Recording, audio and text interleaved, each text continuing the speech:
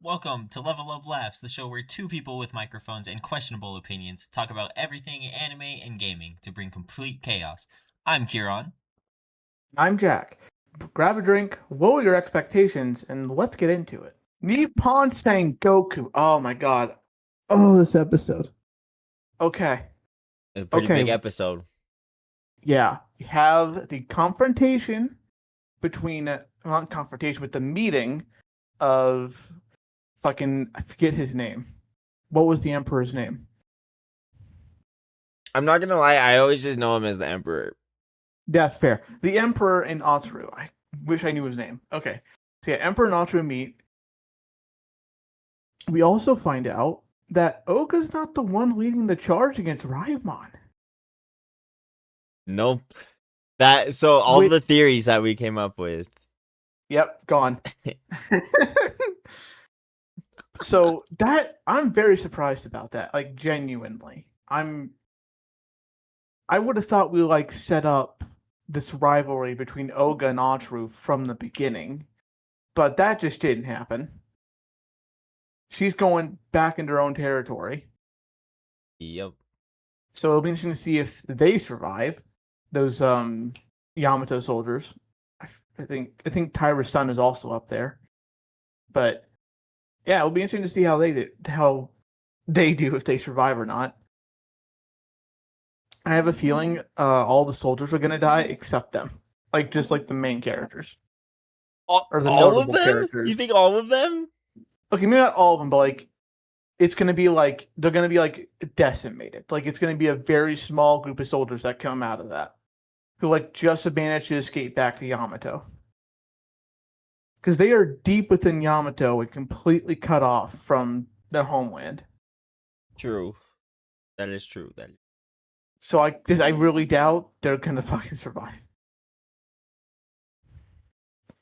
Oh, so I looked it up. The current emperor is Fuji the Third. Fuji, okay, that's okay. The third. Well, yeah, his because his dad was emperor, but then he got poisoned by Tyra.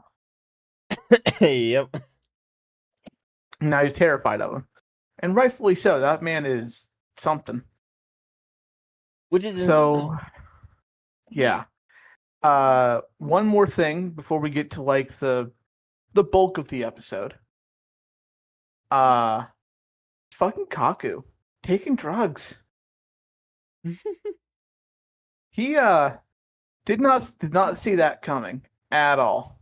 Yeah, that was also not in the theories last week. I didn't. I thought he'd just be exhausted or something. Yeah, I kind of expected it to be nothing, but no. He's been sick, I guess, for a while, and he's just been hiding it from literally everyone. Yeah, which is kind of surprising.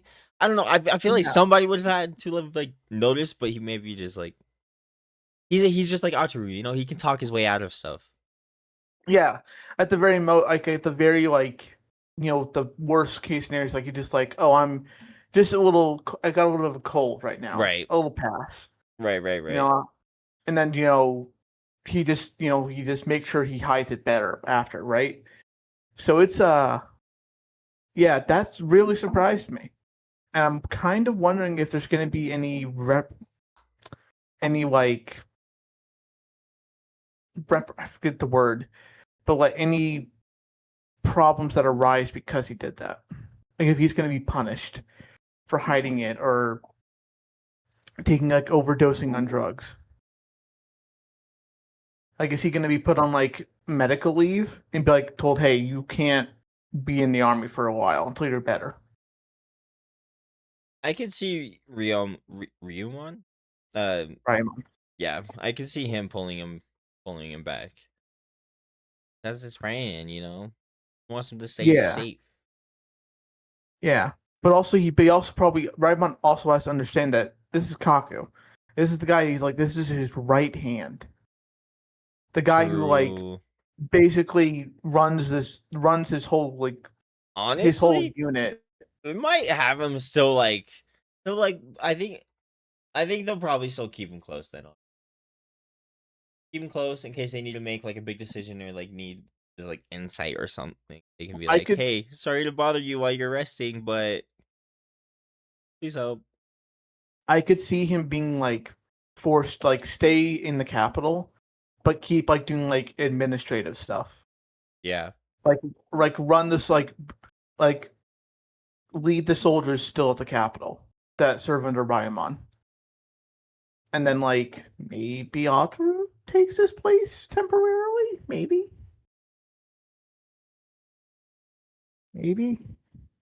or maybe nothing. Maybe Ryamon dies next episode. Who knows? don't say that. He absolutely look. He could. We don't know. No, no.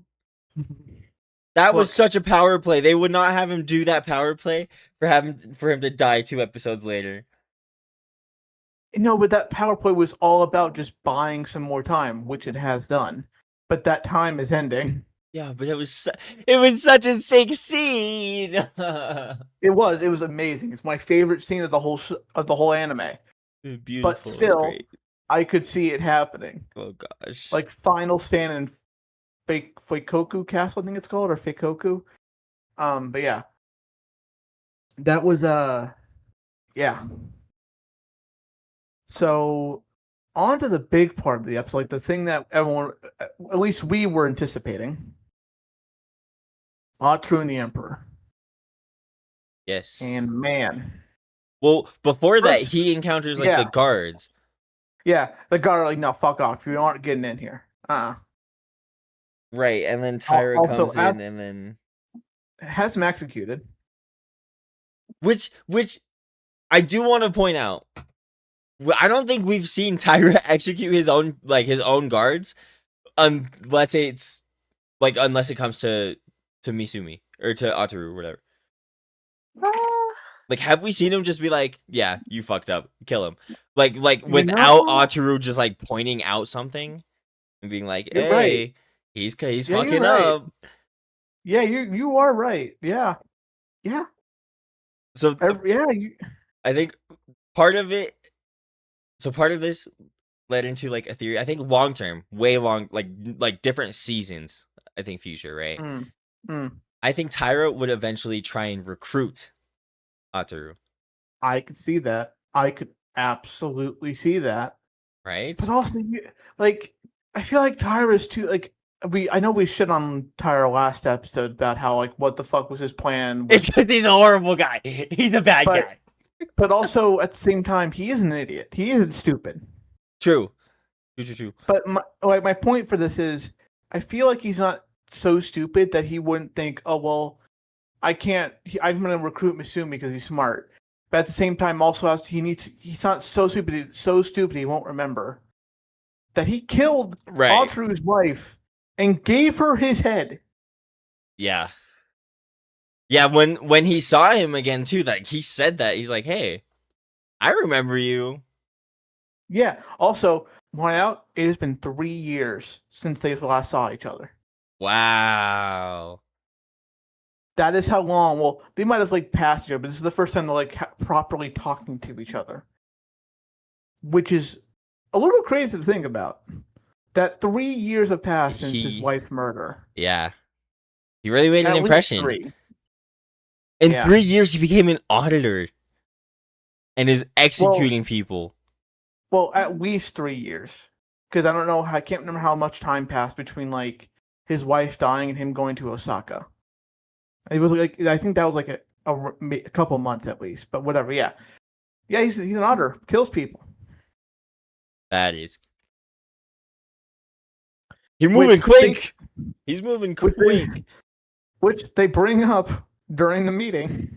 Yep. How he's just he kills people to forward his own agenda or whatever that lady said.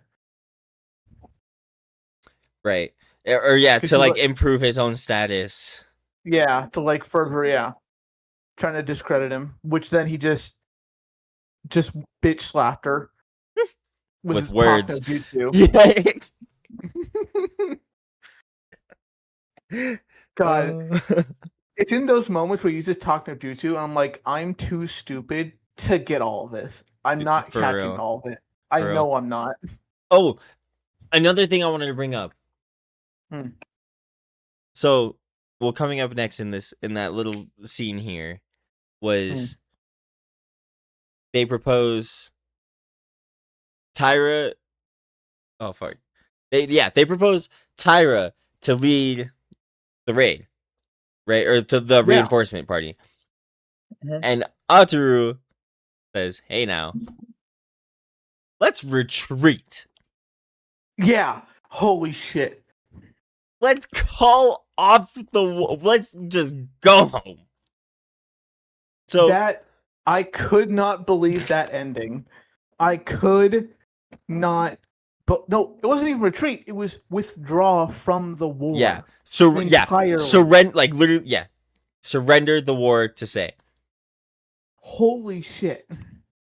Yeah. I So, my theory, boom, gone. 100%. No. But my new theory now is like, it was so out of the blue. So out of the blue. What? I think that I it's like I think it's like he's playing a mind game right now.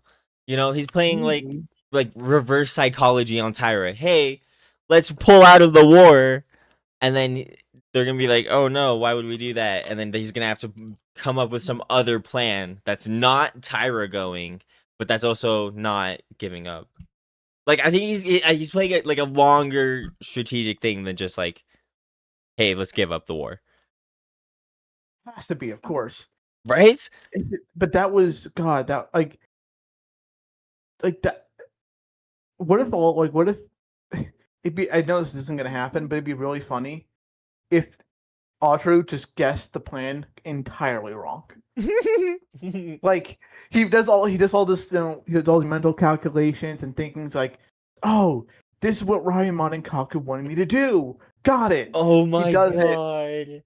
And then Ryan's like, what the fuck are you doing? We didn't want that. We wanted reinforcements. Like you to lead reinforcements. What the fuck were you doing? No, that would be so funny. No, because there's what 3 episodes left. 2 episodes. Yes, 2 episodes left. You know what those 2 episodes would be? The next one would be okay.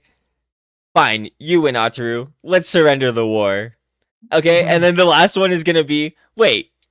We shouldn't have surrendered the war, and then boom, the end. The show's over. The series is done. Manga done. Manga done. Short ass manga. Oh god, that would be so funny. It ain't gonna happen, but that would be so fucking funny. It would definitely get a lot of attraction if that were to happen. Yeah, it would be talked about a lot. Oh yeah. Oh, that'd be so great. That was so right. Withdraw from the war. Big reveal. Holy shit. Yes. So, 2 things I want to talk about. More relevant thing. Why send Yoshitsune then? I guess as a messenger, right? But also, why not just have like a proper messenger do it? Right. Because he didn't tell Yoshitsune what he was gonna do. He told me he told me to go meet the Emperor, but he didn't say like, okay, I'm gonna go tell them to withdraw from the war. I wonder if he pulled like a Kaku, like implied something beforehand, and then like he's gonna have to like figure out what to do next. You know? Well, but even Yoshitsune, well, like we had that whole scene where he's like preparing his food for the trip. Yeah, and he's like, "Why am I doing this?" He was like, "Why am I following the city? He's not going to get an audience with the Emperor. He can't do that." But he still does it. He still does it. Like subconsciously, he does still believe that Atru can do it, which is kind of sweet. Yeah. But also, I don't know. maybe told something, but I feel like they would have alluded to that with during that scene with Yoshitsune. Like he like would have been preparing, and we would have had like an internal dialogue of him going, "Oh, can't believe that's his plan. Like that's what he's going to tell the Emperor." Like I feel like they would have alluded to like him knowing, but they don't. True. So my thought is like, okay, it's not reinforcements. It's likely he wants, like, so send Yoshitsune in advance, right? To what? Send a message? Okay, why not just send like an actual messenger, like where that's like their legitimate job? Right. Or if it was to lead troops, I understand that. Okay, sure. But it's not to lead troops. So I'm very confused about why you send Yoshitsune then. Like, what is Yoshitsune's purpose or role in this plan? And why is it so integral that he leave as soon as he can to Fuekoku Castle or Feikoku Castle?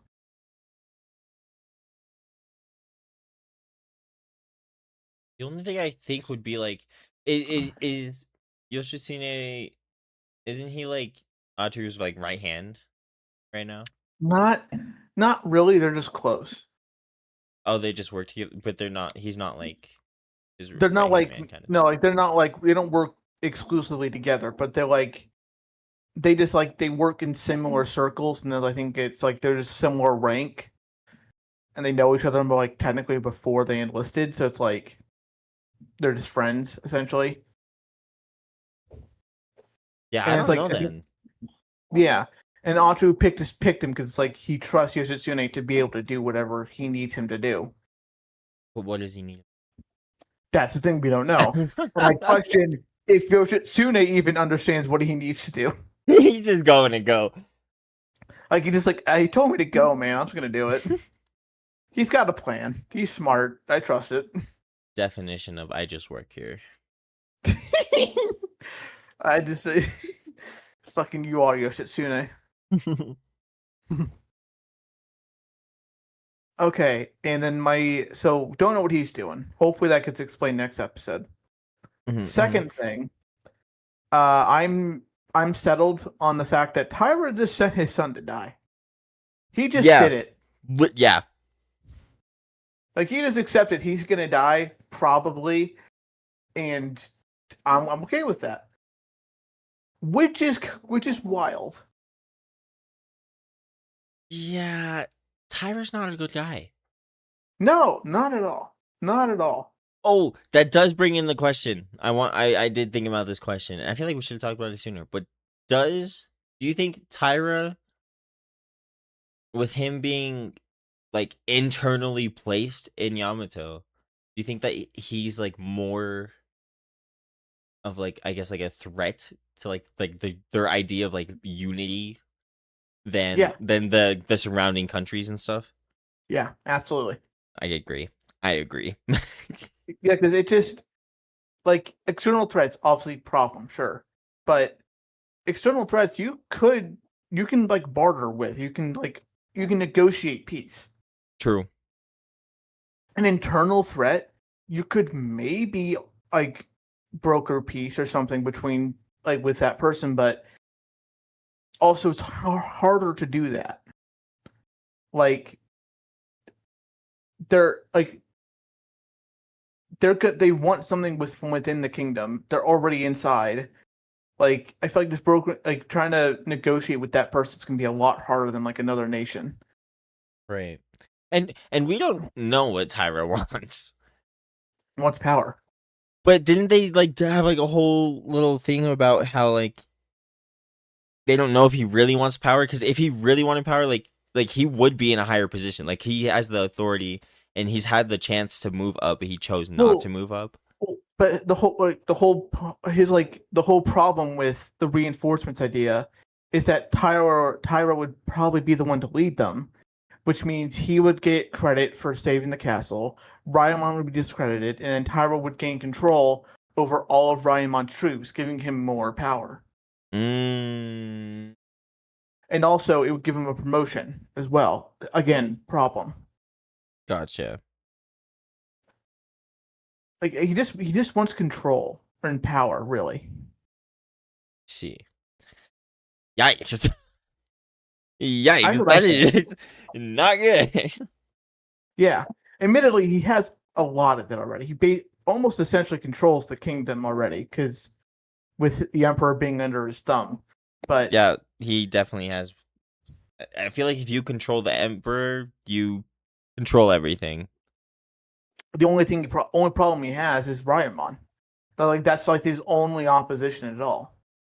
True. Everyone else either is too scared to confront him, doesn't have like the power to stand up to him, or works under him.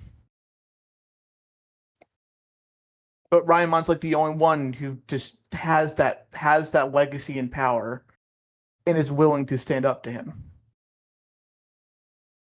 So that's like kind of the whole problem. That's like the big thing.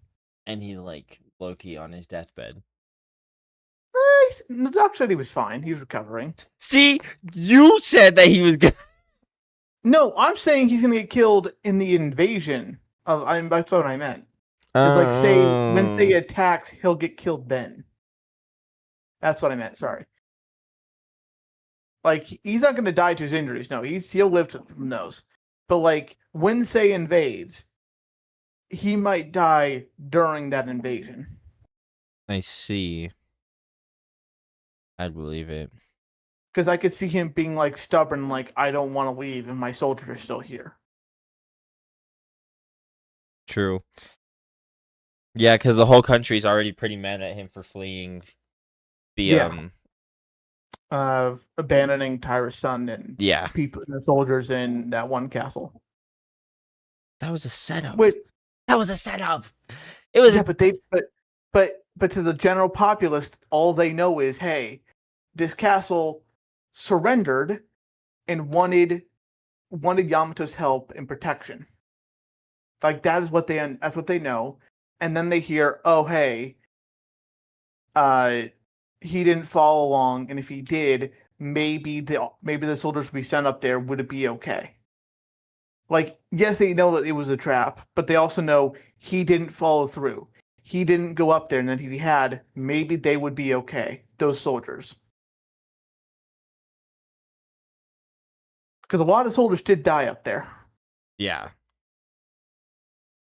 So it's like, I can see why the people would be upset with him.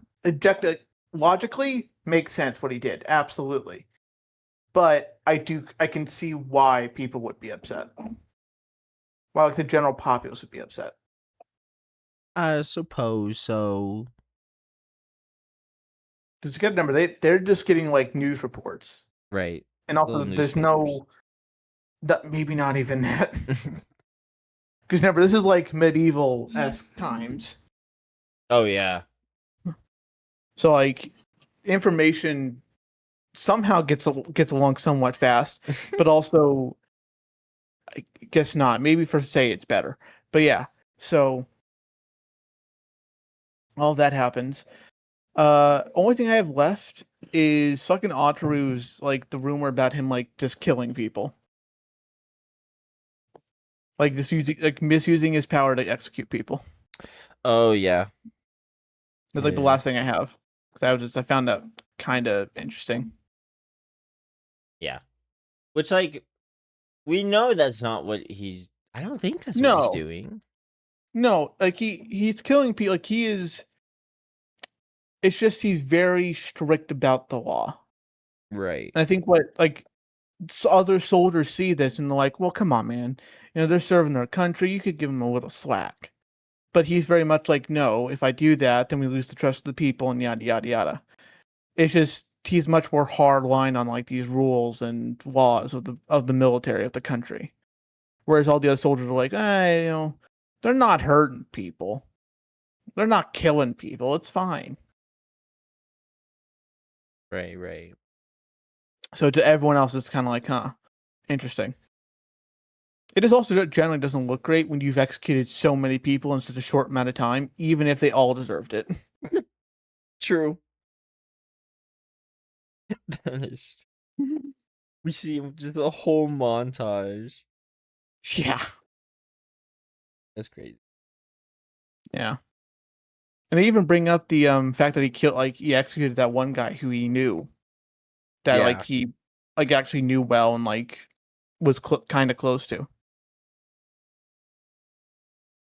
But that is all I have for Nippon. My usual Nippon Twitter post or like community post. Mm. It says episode 10 and I quote, episode 10 transformed Misumi from talented advisor into a true political strategist by making him propose the one solution nobody in the room was prepared to hear. Yeah. No one I could honestly believe if no one else in that room was even considering it. Yeah. The thought of withdrawing just wasn't even a thought on anyone's mind. Yeah. Also the role of strategist.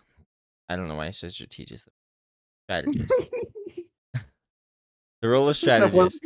Wasn't that the role that I forgot what he was to her, but Sei's sacrifice, the guy that sacrificed himself for Sei. Yeah. Yeah, Kichi. That was his role, right? That was his political strategist. Yeah, to her, yes. Does this mean Or war yeah. do you think that he'll end up being one of Ryumon's political strategists? That's Kaku's role, is strategist to Ryumon. Yeah, but if Kaku's dying, he's not. Well, I guess he is actually. He's dying. Yeah, you're right. He is. He's dying more than Ryumon, who was shot by an arrow. Yeah, well, that's what we talked about earlier. It's maybe either Kaku is taken off the army and told, okay, either get better or and then you can come back, or just you have to be removed because you're not healthy. Right. Or he gets sent to the back lines and he just does administrative stuff. Right. And that's where Aotaru takes a step up and fills his space. Yeah, either and way. Maybe that's where we see him worn under Ryumon a little more. Dun dun dun. And then eventually Ryumon dies. Yoshitsune gets promoted, and then those two are the power dynamic. That would be kind of crazy. Honestly, I could see it. I could see it being I could really see those two being the next Ryumon and Kaku. I could definitely see it, but are they high enough rank for that? If not yet, but eventually. Okay. I'm not saying next season they're the next Ryumon and Kaku. I mean maybe, but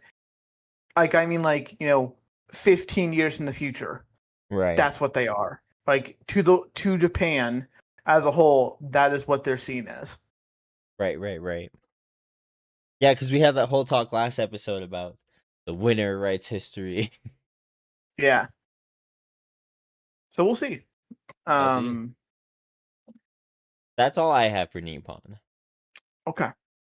So would you like to transition over to Witch Hat? Witch Hat Atelier. Okay, Witch Hat. First off, her Coco's specialty being straight lines. That's so cool. It makes so much sense and I love it. Absolutely so cool. It was so cool. I also love that her immediate thought was, okay, all I'm going to do is straight line spells. And then she immediately goes to start doing them. And then just no, you got to work on the spells you're not good at. Yep.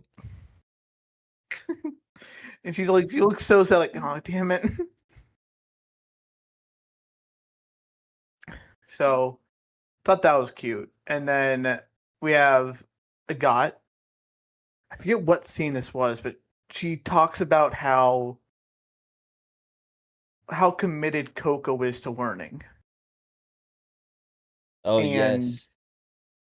And she thinks she narrates how committed Coco is to learning, and that even as an outsider, she could learn and do this much, achieve this much, then what really is the difference between outsiders and not outsiders? Which I thought was a really cool scene because it shows that she's slowly getting over this prejudice that was like bred from her family. Yes, a god's character development. It was so good. So good. Because as far as we know, there isn't a difference between an outsider and someone who knows magic. It's just a knowledge thing. Yeah. Literally It is just a like knowledge thing. it's just like someone knows how to write a spell and the other person doesn't. That is it. There's no like biological difference. Yeah. Or even genetic difference. That we know of, yeah. All right, next thing is Riche. I love Riche. Oh, she was so adorable as a little one. She was so adorable. So, okay. First off, her little secret tunnel. How do the elders know about it? No way. Does Kifrino or Ruchio know about it? Because that's absolutely like a security problem. Because it's literally a whole like world. It was in a pot, wasn't it? Like a vase. Yeah, you go through a vase and you just pop out. Just pop. I can't tell if it was like, no, yeah, it has to be like a portal to like another area. It has to be. Which also thinking about it, that is crazy that she knows how to do that. When she's like, just like she's a basic apprentice. Yeah. But also we her do. magic. She likes to create her own Yeah. stuff. Well, that's what I'm getting to. Like, yeah, that's like that. We find out she's a very talented witch, like really talented. When it comes to her own magic, when like her creativity is allowed to go, she can really come up with some amazing things. True. Because yeah, it was like she made that crystal like dangling thing spell, which those look cool by the way. And Coco being so fascinated with them, that was very cute. That was adorable. That was great. And then and we have that scene where it seemed right before they go to find out the tunnel, like we get a little bit of information like Riche's old master is maybe dead. Because like something happened with her old master, and that's why she's not with them anymore. And why she went to like Keyfree took her. I took that as like she just didn't listen to her old master. Maybe And that the maybe old that master is it. just like legit just didn't want her. Like, That could absolutely be it. there was that other guy that like legit tried to trade his apprentice. Oh, I have words of him as well. Don't worry about it. Yeah, so I feel like maybe you're right. it was like like when I heard that, I took it as like that kind of situation. Like, damn. My brain went, oh, her master's dead. Okay. Oh my god. All right. Well, maybe too many war animes recently. Which I want to point out Riche's whole thing about wanting to do her own spells and creating or doing what is it? Create her own spells. Yeah, but there was like a phrase I was thinking of specifically. Keeping her individuality, like her sense of self, you know, that was because I want to say that was like her brother, right? Yeah, it was her older brother. Yes. Yeah, her older brother said something along the lines of stay true to who you are, like, and then but before that he said, "Oh, your magic is beautiful" or something. Stay true to who you are. And she took that literally as in like, okay, I'm only gonna do my magic. I could theory time, right? Oh yes. Okay, so we saw her older brother very supportive of her, creating her own spells and being, really flex her creativity with magic, right? She was very supportive of that. And she loved him for that, because I imagine she didn't get a lot of support for that and a lot of from other people. But what if one of the reasons why she's so hell bent on like my magic, my choice kind of deal is because her brother's not around anymore? Like maybe her brother is like, severely injured or dead, and it's because of like the limitation of spells, of like known and created spells. And that's why she's so hell bent on like, no, I will make my own magic.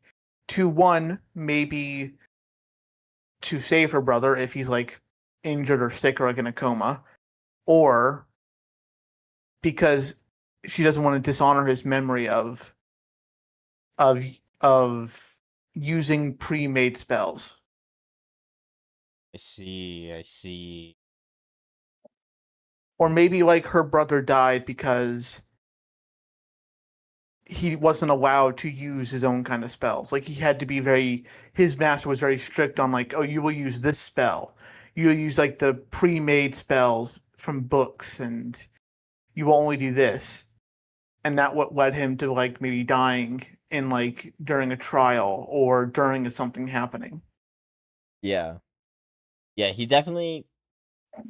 dressed like an adventurer for sure.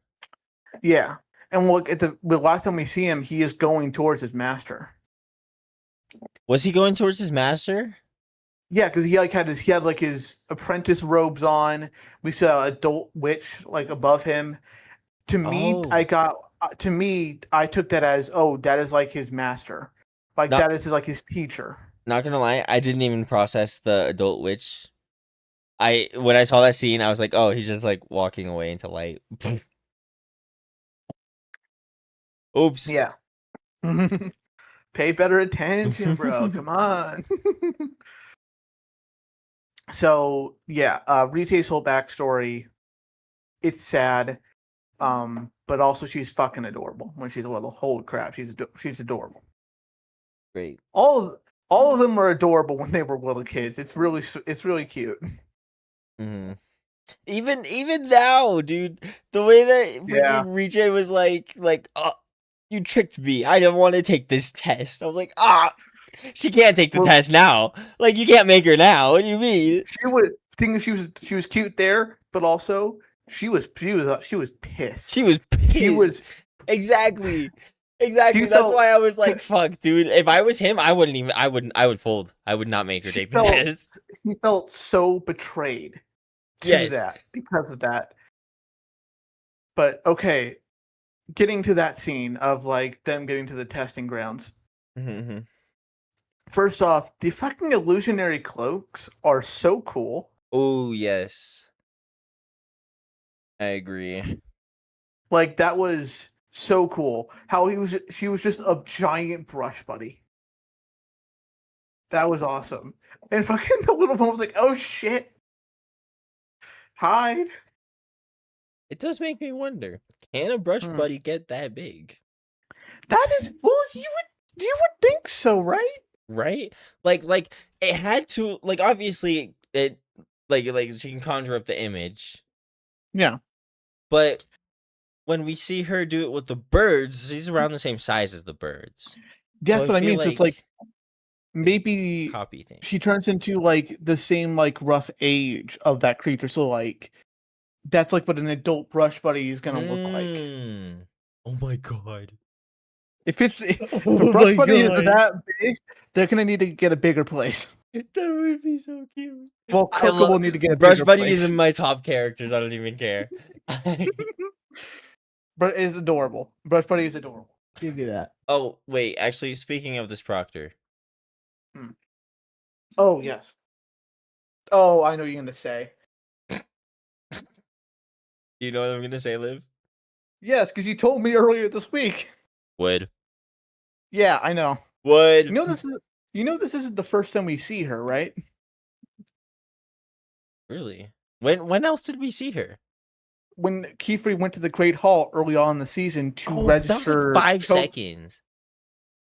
It wasn't. We have a whole like 2 scenes with him and with Kiefer and her talking about why he like when we get. That's when we learned Kiefer didn't the Great Hall. He doesn't like the Great Yeah, he Hall, doesn't trust and them. that.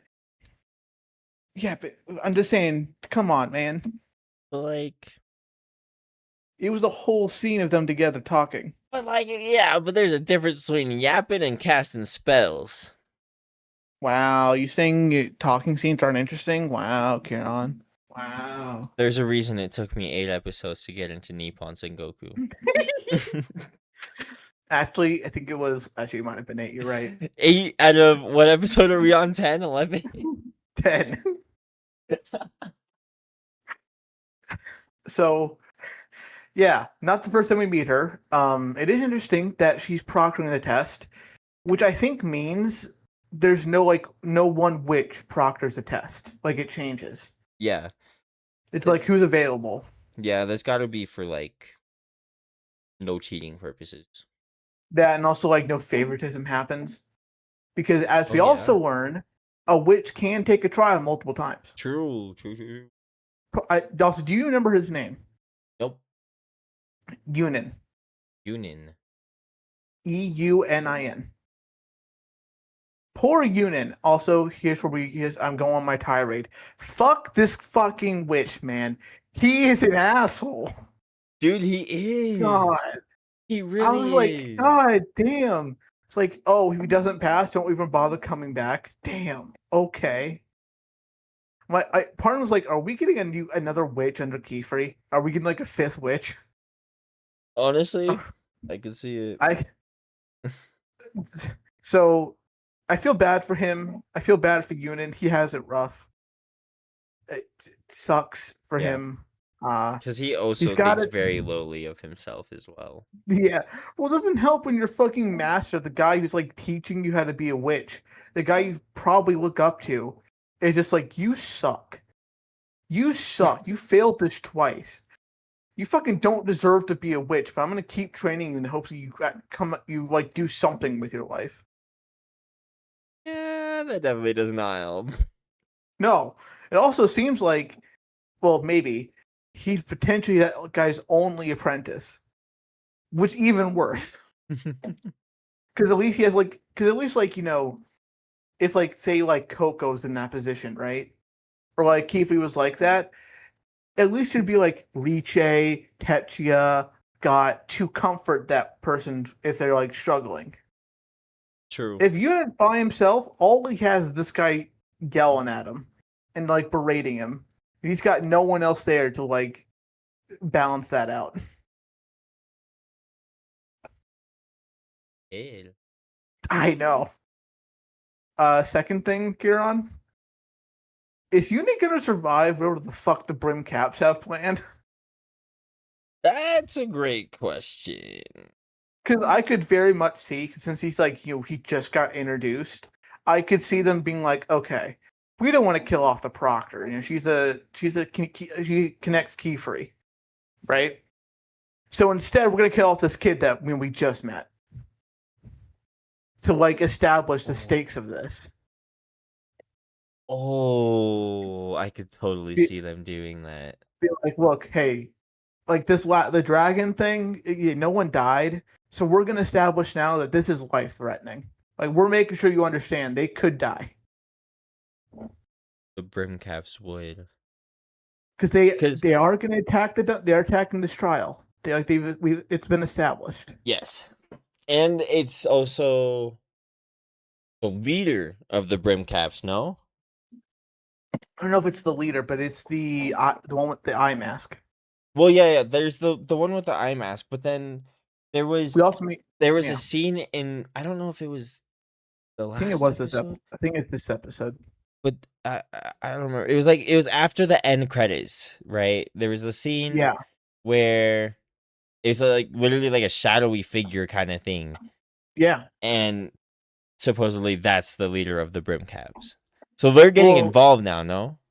At least involved. No, because there was the scene you're thinking about is the eyed mask Brimcap talking to another Brimcap. but we don't see this other brim cap. Oh. I think that's the thing you're talking about. Oh. Lame. Maybe it was a shadow. I don't know, but it was two brim caps talking. Mm-hmm.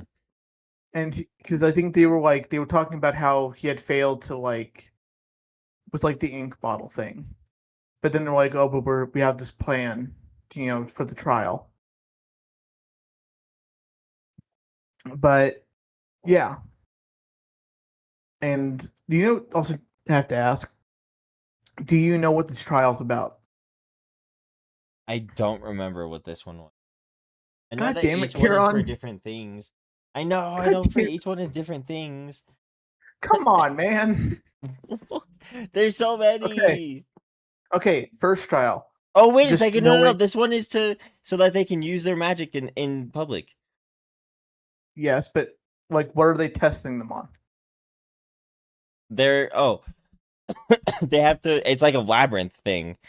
It's a labyrinth thing. They have to find their way through the labyrinth without dying or getting hurt, and also they have to protect. Forgot what they're called. Like the little bird things. No, Yeah. they're griffins. They're not griffins though. They're like griffins' cousins. Yeah, they're like a mix of reptiles, penguins, they're a amalgamation. Right, Of but stuff. the name was very close to griffin. But I they can't have remember the to. name. Yeah, they each got, or like each of the Test. Yep. test takers was assigned one of these creatures to protect and guide through the thing. Yep. If they lose the creature, they fail the test. It was if they arrive at the end without their creature, or if the creature arrives at the end without them, it's a fail. Yep. But And there's it's something else beyond you're forgetting about. Oh, and they can't be. Oh wait. There was something about. Was it? Is there trap spells or something in there? There's something about magic being done, and they have to. It was like some weird like paradox that like they have to use magic to cancel out magic, they have to use a spell to cancel out a spell that cancels spells or something like that. It was Not what I kind was of confusing. getting at. Not what I was getting at. Oh, but okay, but they have to do some weird thing with magic that's like kind of a mind So bender. the whole But then they also can't be the seen casting any spells, yes, or that's a fail. yes. The proctor can't catch them using spells openly, and they were given illusion cloaks. So I imagine they have to do spells also while pretending to be penguins. And I imagine that the proctor as well is just going to be like chilling as a penguin every now and then, because the whole swarm went in, right? Like the whole squad. I think so, but we legitimately do see the proctor go in with the students. Oh my god, that's right. Yeah, she runs in front. I don't think she goes. She might go in. I thought she was behind them, but whatever. She goes in, and she turns herself into the penguin. Because Agat stands there last. Okay. She stands there for a second and like stares, and like thinks, and is like, "Oh, now's the moment." Yeah, but yeah, she goes in with him to like monitor the test. Yikes. Yeah. So, because that's the whole thing, is like the whole test is about using magic in public, but to do that, you need to be able to cast magic without them catching on that you're drawing magic. Yep. So, yeah. And it's a very high stress situation. But if you're casting magic in a public place, probably going to be high stress anyways. So yes. Good lessons. Good lessons. And yeah, we talked about how Riche being forced to take the test very unexpectedly. Oh my god, poor Riche. Yeah, she was upset.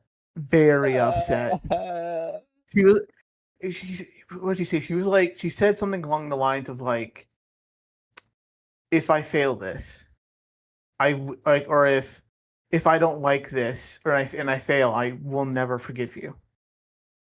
Or or something along those lines. And also that she'll never trust a word that he says again. Yes, yeah. And he was very clear, like, I will do this my way. I will use my spells to do this. No one else's, mine. Which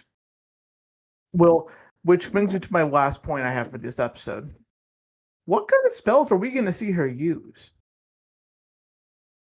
That's a great question. Because as has been established, she is fucking talented. Yeah, but she's like specializes in like icy diamond spells. I don't think she specializes. I think that's what she prefers to use. Right. But if it's like doing her way, then she's gonna use a lot more of like the diamonds. Which like diamonds aren't they supposed to be like super strong? Maybe she'll just be like a shield, like she'll cast like hella like shields or something for them. Maybe we'll see. It's gonna be very interesting. It is because it will be interesting to see what kind of spells like a got uses, and then see like because a got will use like most likely like very expected like what you would use in that situation as a witch, and then we'll be interested to see how does Riche handle it her way. We'll also see why this kid failed 2 times before. Yeah, well, it could be like he just sucks at doing it like subtly. True. Like he might be a good witch outside of that, but it's just he sucks at hiding it. True. Or but maybe the last two. Isn't there like ways around that though? Like you could still have like there's other witch jobs that like doesn't require you to do it in public, right? Or do you have to do these tests to do anything witch related? It's not anything witch related, but like this is a very like big moment for a witch because your master inevitably is going to be like is going to be called to go help people. And as their apprentice, you are kind of expected to at least offer your help. And if you can't offer your help, then like you should be able to offer your help. It's kind of expected. Like they even talk about, I remember in the river scene, like a witch's job is to help people, to help outsiders, and use their magic to like make people happy. Right. So it's kind of like you could like because like people who work in, like the Great Hall, right? They probably don't interact with outsiders all that often, but they can if they need to. Nice. That makes sense, I suppose. But that is everything I have for this episode. Do you have anything?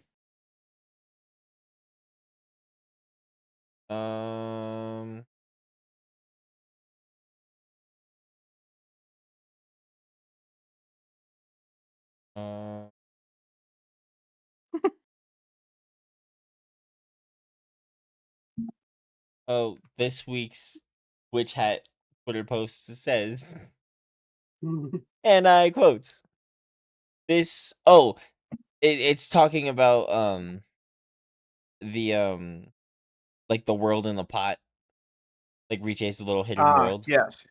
It is talking about, so it says, and I quote, this scene shows how magic in Witch Hat Atelier is often treated as a form of self-expression rather than just a tool. That's true. Definitely. I mean, it's definitely, you could almost, I think the right word is allegory for like how artists use art to express themselves. Yeah. In this world, witches use their magic to express themselves, like the type of spells they use and specialize in. Exactly. That was honestly a big word. That's too big for me.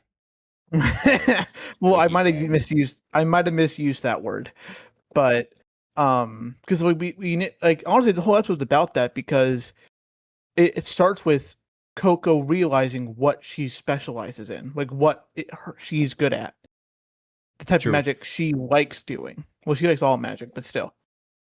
Straight lines. Yeah, all because her mom taught her how to do straight lines. Dun dun dun.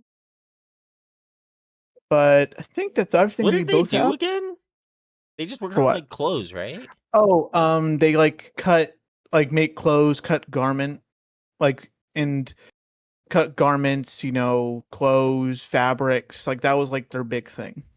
I guess. But they were both. Yeah. Well, I mean, remember, Kiefer was like, "Damn, you were really good at like those straight lines." Like he even was like, "Oh, I you're don't like know an why my brain artisan." never associated that with.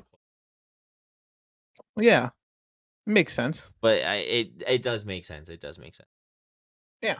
Um, I think that's all I have for this. All right. All right. So last episode, our favorite, Doctor Stone. Doctor Stone. Okay. First thing, Zeno giving Senku time to just take it all in. Oh my god. Senku just like realize, like being so confused, like, why the fuck am I awake before them? Something go wrong? And he's like, wait, no, of course, like Zeno wouldn't fuck up something like that. And then he, like, I think Zeno close him in on. It's like, oh, and he just looks up and is like, oh, that's space. Yeah. Like he achieved his dream finally. He's achieved what he's always wanted, to go to space. Yep. So that was, I just thought that was like a really heartwarming moment. Just like Senku, yeah, you know that look he gets when he gets really like happy. He gets that really soft and like just content look, kind of starry eyed. These looks Yeah. at something scared. He got that look and like, oh, he is so happy. He's so content right now. So sweet. Very nice. Yeah. My personal favorite part of that was the little it is a Byakuya like not comparison, like side by side maybe. There was a scene where like we get like a Byakuya Senku like crossover, Yeah. standing next to each other. Yeah, that was my like, oh my god. They like probably like stunned. And there was also, I think it was the episode before actually, not this newest one before, when they were standing next to each other. That was like direct parallel from the earlier one.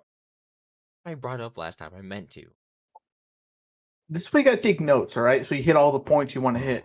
I know. I And didn't need to. which leads to my second point. How the fuck did that hair get into the thing? To the circuit board. Also, that hair, absolutely not from them. I refuse to believe it's from one of the three. Well, it can't be from Senku because I have blonde hair, but still. Blonde or brown? I think it was blonde. Pretty sure it was blonde. You know who has light brown hair? Could be mistaken for blonde in some light. Who? The greatest captain to ever live. Ryusui? Yes, sir. Yes, sir. But do you think Ryusui would sabotage the fucking rocket? No. I think so. My first thought watching it was, oh my god, somebody did sabotage the rocket. And then, like, as I watched the episode, I was like, okay, no, I think it was just an accident. Yeah, it absolutely was an accident. But they like allude to like it was one of them who like because they say like, oh, our hair No, like I got think in it there was right whoever before made they the circuit petrified. board. Yeah, I think absolutely. it was Like, them. oh, I agree, but I feel like they kind of allude to the thought was like, oh, it was like Kohaku's hair or Stanley's, like it was someone's from like one of their hairs that got in there. I'm like, no fucking way it is. That is someone who built the rocket's fault. Yeah, 100%.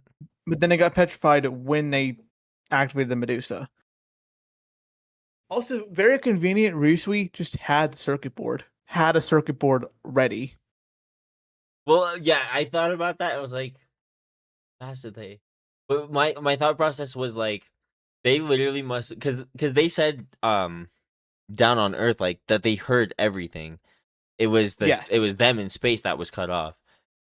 Yeah. So I feel like in my brain it was like, okay, they heard everything go down, so they literally just took whatever tech that they knew had a circuit board, dismantled it, and just took the circuit board out. That was my thought. That. Well, so that brings my next point, actually. Mhm. When did they send up the other pieces of the rocket? Like, do they do that beforehand? Do they do that? Oh, like the other immediately modules after? that they're connecting to? Yeah. I Yeah. also thought about this. I think that they're sending it. So, like, I think that they shot them up first to kind of like Okay. get the general where is it gonna be land or be kind of thing, Mm-hmm. and then I think that they are just shooting up the rockets like right after they shot up the Senku 11. Yeah, 11. Yeah, You so know I think what it was like the Senku answer? 11, and then they are shooting up these other modules. You know the answer to this question Hmm. is legit. Just look up how rockets, multi rockets work. Oh, on yeah, Or multi, true. like We could look someone at just how the real rockets work, and it'd definitely be. it would well, they could give us our answer. But yeah, next point. Right as we fucking stowing away is so him, but also so unexpected. I didn't think it was gonna Yes! happen. Dude, you don't understand. Oh my god. I was in the shower watching this. I was jumping up and down. I was so hyped when I saw Ryusui. Dude, oh my god. He just, if anyone deserved to go to space, dude, it was him. I'm sorry. He Well, deserved. Stanley's Senku cool. deserves it more. Senku Absolutely. deserves it more. Absolutely. Stanley's cool. I'm more talking about Stanley. Stanley's cool, and he's redeemed himself. But Yeah. he's not as cool as Ruse. We're just more connected with Risu because been around longer and also been a part of the team longer. I don't know. I'm still on team Stanley's an adult that tried to kill kids. Hey, in that same thought though, Zeno was also an adult who tried to kill kids. Yeah, until he realized that one of the kids was his old apprentice. Still, no, he still tried to have him sniped. Oh yeah, true. Then he was like, "Oh man, this is truly elegant challenge." Yeah. So They're all psychopaths at this point. God damn it. It's the stone world. Psychopaths don't exist yet. So, Rice Wasty going aboard is absurd because also that either means A, he just survived like the launching process like a proper astronaut, or he did like the watch thing. I think that he legit just would have risked it. Not gonna lie. I don't think that they would have had time to like set up a whole new watch thing and like set him Well, you say up they. and like You Medusa. say they. Medusa I don't him. think. I don't think it was. I guess he would have had to just tank it because no extra Medusa. Yeah. Which brings me to my next point. How the fuck did no one know he was gone? I thought that they purposely sent him up. Like I thought they No, knew. I think he stowed away. Oh, you think he legit just stole the ship and fucking took off? Not stole. I think he they set up the ship to launch. He snuck aboard with a suit, and then they sent the thing up, and he was just there already. He stowed away on one of the modules. I think that's what I might be wrong. I might be misreading the situation, but that's what I took from it. Is that he fucking stowed away on the module of the rocket because he couldn't stop himself from going. Because I think even Francois and his brother of course he would do this. Of course he would. Of course he would do that. I'm like, yeah, I think he stowed away. He stowed away on a rocket. He's like, I have to go. I can't stop. I have to. I see. I mean, it worked out for the better, of course. Yeah. In my brain, I thought it was like, okay, they're in an emergency. They need help. Who has had who's prepared to go to space and help? Ryusui's prepared to go to space and help. Oh, that's another. I want to point this out before I forget. Him being his own gyroscope and spinning the fucking wheel like that. he's like, oh, I'll become my own, haha. I'll become whatever the fuck it was called. I'll become my own. Blah blah blah. Yeah, that is the first time we've ever seen Senku laugh like that, like full blown cackling. That's the first time we've ever seen Senku laugh like that. It was just because Ryusui's being a dumbass. I mean, you say that, it fucking It worked. worked. It did work. It fucking worked. His sailor instinct is never wrong. It fucking worked, and you can't blame it. That's also another reason why I think he stowed away. Because if they sent him up purposely, they would have added that onto it. They would have like added that on there so he could control it. I see. So like he absolutely just stowed away, which is so fucking funny. If anyone would, it is him. He's insane enough to do it. Absolutely. So then we get mostly then like just collecting more rocket, an explanation of like how they're gonna communicate, how they get to the moon, yada yada. But then we see them actually like preparing. We see them connecting pieces of the rocket from the outside, right? We see them wearing white spacesuits. Yeah, not the black ones that were in. Which my thought, why the fuck were they not just wearing those from the start? Maybe.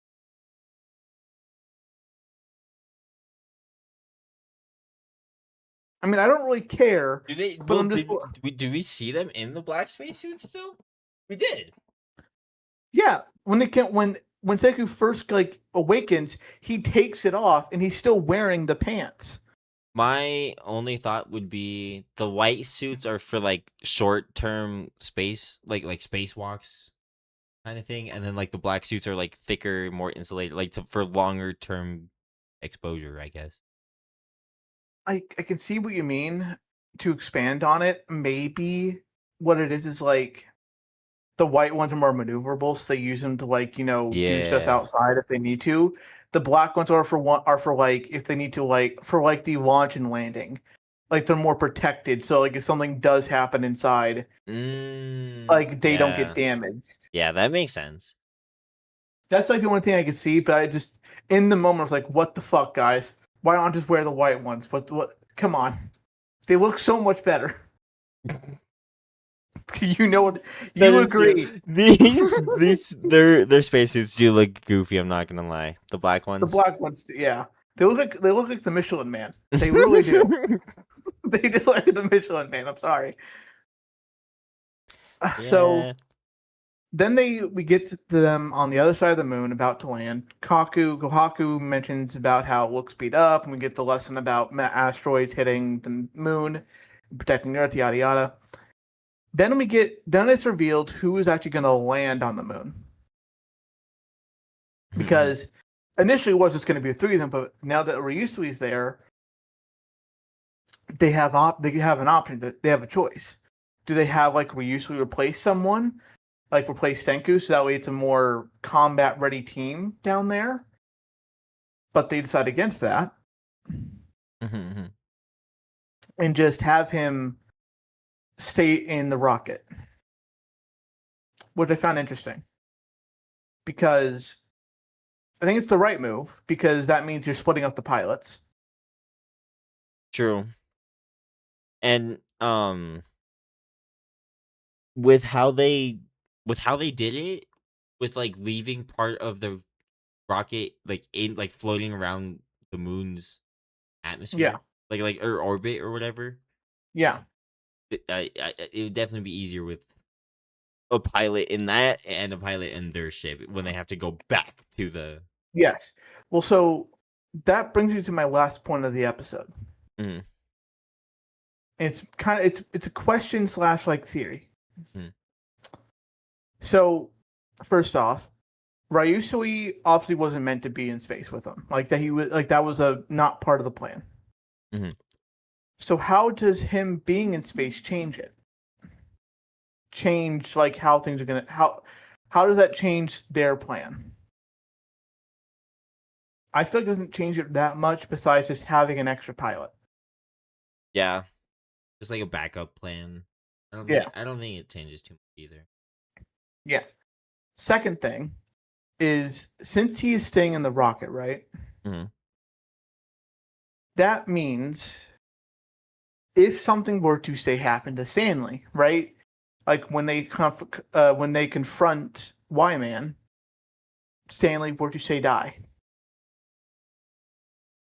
that means they could have Ryusui land or like come pick them up in some way. True. And like it's like because my thought is like now that we have two pilots in space, one of them is redundant. And one of them is about to go confront Y-Man with two people who aren't redundant. And since this is the end of the series, I could see them saying, hey, fuck it, let's kill off a character. You think so? Yes. Especially because it's Stanley, who we got introduced to this season. Yeah, if they do And kill a even- character, I hope it is Stanley. Yeah, well, like killing off Senku is like they could do it, but that would be extreme. Killing Kohaku could happen more likely than Senku, but at the same time, Kohaku's been around since like season 1. It would be a very emotional heartbreak for an emotional. But at the same time, killing Stanley is like you get the shock factor of like, oh hey, we killed someone, but it's not like a fan favorite character. True. And you potentially risk pissing the fan base off. True. So, yeah, I think Stanley's dead. He ain't making it off the moon. Or at the actually, he could get petrified and then brought back to life back on Earth, but shock factor, he ain't making it out.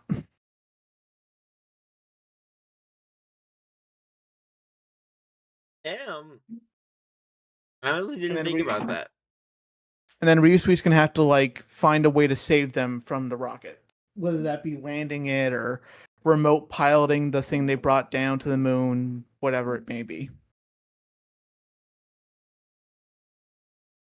But that is everything I have for Dr. Stone.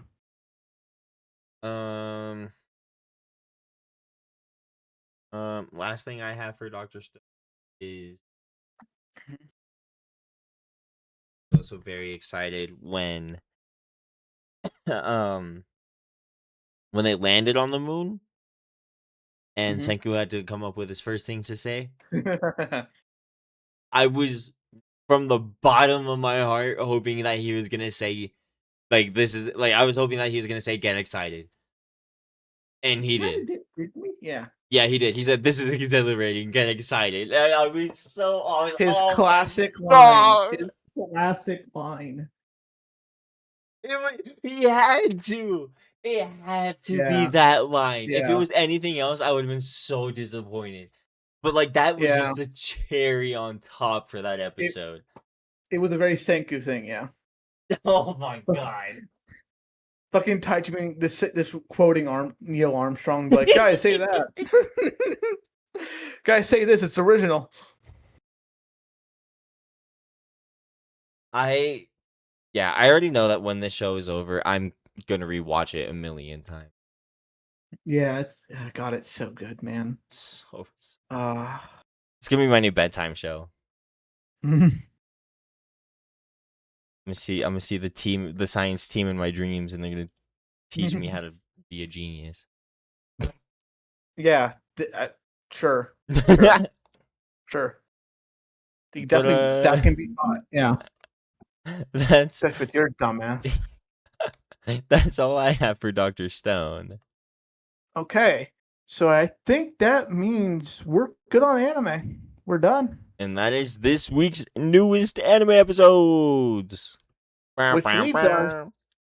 Which leads us into our second segment. Well, second half. Gaming. And oh boy. It has been a week for gaming. Jesus Christ. Yeah. First off, we had Summer Game Fest, then Xbox Game Showcase, and then a Nintendo Direct, which kind of it got announced out of nowhere, I feel like. And also before this, which we already talked about last episode, check it out on YouTube and Spotify, was State of Play. So it's been a crazy week and a half for games. Which I'll just start off with Summer Game Fest. First, new Resident Evil game. We're remaking, kind of new. they're remaking Resident Evil Code Veronica into Resident Evil Veronica next year, which that's crazy. A lot of Resident Evil lately. Capcom's been very focused on Resident Evil. Never played them, want to. It's just been a lot of Resident Evil lately, but they've all been bangers, so fair. I think Have you? the only Resident Evil I played was 5 when I was like a kid. It was That either one's controversial. why? Well, it's not like bad controversial. It's just like some people like it, some people don't. Oh, well, I don't. It was either Resident Evil 5 or it was either Resident Evil 7. It was 7 one of the is like two. Biohazard. It's one of the newer-ish ones. Okay, then 5 no. is kind of old. Then it was probably 5 because it was definitely like when I was a kid. And you're barely not a kid, but also 5 is kind of What the 5 is kind of freak? old. I was I was like elementary school. Yeah, it was probably 5 then. Actually, it was absolutely 5. But yeah, 5 is actually one of the best co-op ones. Maybe you and I played at some point. I'm down. But also That's why I played 5 was because me and my brothers would play it. yeah, it's but hey, getting that to either we'll have to play it through Steam or we're both getting 360s, and it's gonna suck. Oh my god. Yeah, You mean the retro game console as of 2026? yeah. Hey, painful by the way. Come on now, give a guy a trigger warning, please. So also just note, Resident Evil Code Veronica, the one they're remaking, came out in 2000. Wow. Yeah, it's been a minute. It has been a minute. This is really the season of remake. Remakes have been a thing for a while now. Come on, man. I mean, yeah, but like, you see how many remakes coming out this season? Well, hey, remakes have been a thing always. Okay, always been a thing. It's just like last 7 years have been really bad for not bad, but a lot of remakes. Speaking of remakes, Final Fantasy VII Remake Part 3. Yep. Jesus, gosh. But it's the final one, right? Should be. I'm pretty sure it is. But somehow they've expanded a single game into 3. Which is crazy. It's wild, and I'm glad people enjoy them. I am, and I'm glad they're good games. But come on, guys, you really buying a game so much that they know they can remake the same game into 3 separate games? Seriously? But it's also they change some stuff, don't they? They change they add a lot of stuff. They add a lot of they change the story, add story stuff. It's not like a 1-to-1 remake, just super extended. But it is still crazy to me that they remade a game into 3 separate games. That's just wild to me. The thing is, I say this, and I'm a Pokemon fan who buys all the Pokemon games when they are objectively bad. So, my opinion doesn't really matter. Never played Final Fantasy except 14. So, again, also that doesn't help my case. That's the MMO one, right? Yeah, that's when we both play. That is them. Yeah, that's totally different than the normal Final Fantasy. Actually, it isn't. It's just online. Really? Well, combat's different. I don't know. Maybe it's also I've never played Final Fantasy on keyboard until now, and I've always played it on controller, so I'm maybe more used to that. Well, from what I know, it's definitely different because obviously the other ones, they aren't MMOs, right? They're single player. Well, right, not multiplayer, but yeah, I think they play at least somewhat similar. It's not like they're all turn based, and MMO the 14 isn't. Well, no, yeah, I know that they're all the older ones are all turn based as well, but they're it's not like like how in the MMO, how we have like spell slots and stuff, and you have to worry about like. Mana? I mean, well, you still have to worry about mana in the other ones for sure, but it's like you don't have to like worry about spell combos so much. I don't think. Maybe it's like maybe you don't have as I many think spell there slots. is. Maybe that's what it is. Maybe you don't have as many spell slots, so it's easier. I don't know. I feel like I seen like skill trees, and there's some of them are huge. Well, Like they're yeah, you overwhelmingly can huge. have whatever skills, but like not many active at a time. You know. I feel like you're underestimating like how big Final Fantasy games are. Really? Yes. I'm imagining Final Fantasy games on like console. Because the controller Still, only has so many inputs. there are workarounds. Absolutely, there are workarounds. Interesting. But also, I don't know. I've never really looked at a Final Fantasy game except 10, and that was like a decade ago. Crazy. So I don't know. But next up is a new game from the Yakuza devs, RGG, called Stranger Than Heaven, which, as I've come to learn, is technically tied to the Yakuza universe, But not a but Yakuza game. it's different. Like it is, but it isn't. It's kind of a weird situation. But yeah, also Tupac's in the game for Yeah, some reason. indeed. But I, his I family approved. yeah, and I still don't know how I feel about it. I still don't know. Why? I don't know. I find it weird that they're like you bring back a dead celebrity They've done that for a game. before. There's a whole like Tupac movie that was That, massive when it came out. It was well, that's huge. different. 'Cause Because the actor. wasn't that like a documentary? No, it was like a movie. Like a I don't movie remember this. movie. I I don't know. think it's I legit still just find called it weird. Shakur. I think it's legit just called Shakur. But it's a movie about his life. Like not documentary, like it's a movie not documentary. What's the word? Dramatization? Reenactment maybe? Reenactment I think is maybe better. No, but also dramatization as well. I don't know. It's a movie, but it blew up when it first came out cuz the actor looked so much like Tupac. Well, that's it. Well, so wait, what's the movie called? I'm pretty sure it's just called. Hold on. Let me make sure.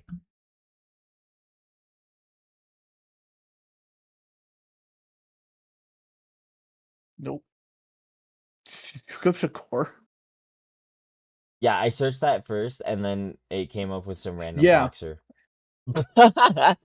I was up Shakur and I got an Arabic thing, so I don't know. Oh, oh, it's actually called All Eyes on Me. I'm a dumbass. I'm sorry. Jesus Christ! How did you go? Yeah, Did you, great question. how the fuck did you go from that? Come on, man. No, no. I mean, it's his last name, but I don't know why I thought it was a movie. Yeah, no, it's called All Eyes on Me, and it's like movie. Chronicles of the Life of Tupac. But like that's but Kieran, don't you like you said like the guy someone plays Tupac. Yeah, Yeah, but what they're doing is not someone's playing Tupac. They're using like they they're are not doing. someone's playing like they're using a drawing of Tupac, yeah, like references and stuff, but like someone's voice acting's Tupac still. I don't know, but I don't like. It's just it feels weird to like use someone who is like long past to as like a big part of your game. I just want to point out, All Eyes on Me was made 9 years ago. Yeah, a long time ago. That's not that long ago. 2017 is not that long ago. It's almost a decade. It's not that long ago. It's almost a decade, Kieran. I was Hey, I'm gonna need you to shut up. I was in high school when that came out. Oh my I was a sophomore. god. I was a sophomore in high school when that came out. It's not that old. It is. It is, brother. Not that old. 9 years ago, you were maybe what, sixth grade? I don't even remember. So yeah, it's fucking old, brother. But yeah, I don't know how I feel about it. It's cool. It's great that they got permission from his family. I love that. It's great. But I just don't know how I feel about using dead celebrities in your game. I Fair I enough. just Fair enough. don't I know did if I hear that like it it. was Snoop Dogg's idea originally, I could believe that from him. I like that Snoop which Dogg's in the game. I like Snoop Dogg. which if we got into some conspiracy theories, there's some people out there that think Snoop Dogg arranged it. But we won't get into the Yeah. conspiracy theories right now.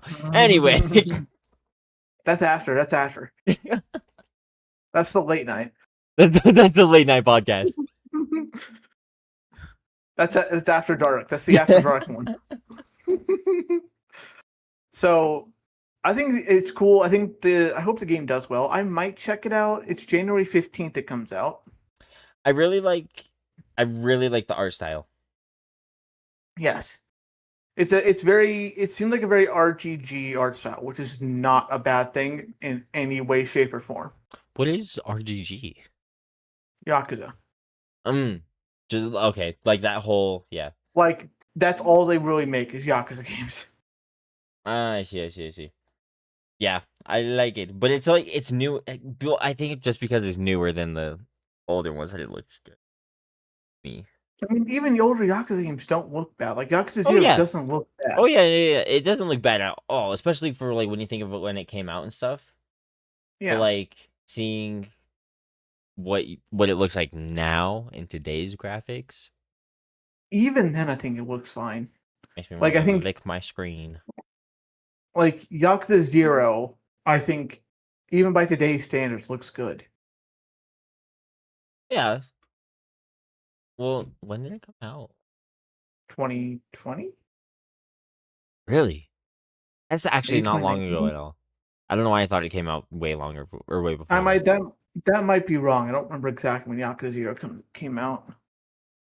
I know Yakuza 0 Director's Cut came out last year. Oh, originally released PS3 and PS4 2015. Okay, see that's not old. Oh, Like, it looks- wait. That's the original release. The Western release is in 2017 in North America. How are we getting so different dates? That's right, 2-year difference. I'm saying I see 2018 of August. Yeah, and it was released on PC via Steam in 2018 August, followed by Xbox One in February 2020. Oh my days! What happened here? Why are there 4 different years happening? That makes sense because the Japanese game. Yeah, I can see why. Okay, yeah. But yeah, I might check it out. I might not. I'm still working through a lot of Yakuza games. I probably won't play it at launch. Maybe eventually I'll play it. But it looks cool. Looks cool. Like RGG, they only make good games usually. Which also you need to fucking play Yakuza 0 again. Come on. Wow, Chop, there's so chop. many cutscenes. Yeah, sit back with a bowl of popcorn and watch. But I like the swing batarang. Yeah, you know you can skip the cutscenes, right? Yeah, but then I miss story. You can't skip cutscenes. So That's so the stop unspoken complaining. rule. So stop complaining. Or I just put the game off for eternity. Yep. Yeah, pull you Okay, mean? Don't maybe finish not. the game? It won't be eternity. I'll just be like 35 years old, have a wife and kids, and then I'll be like, you know what?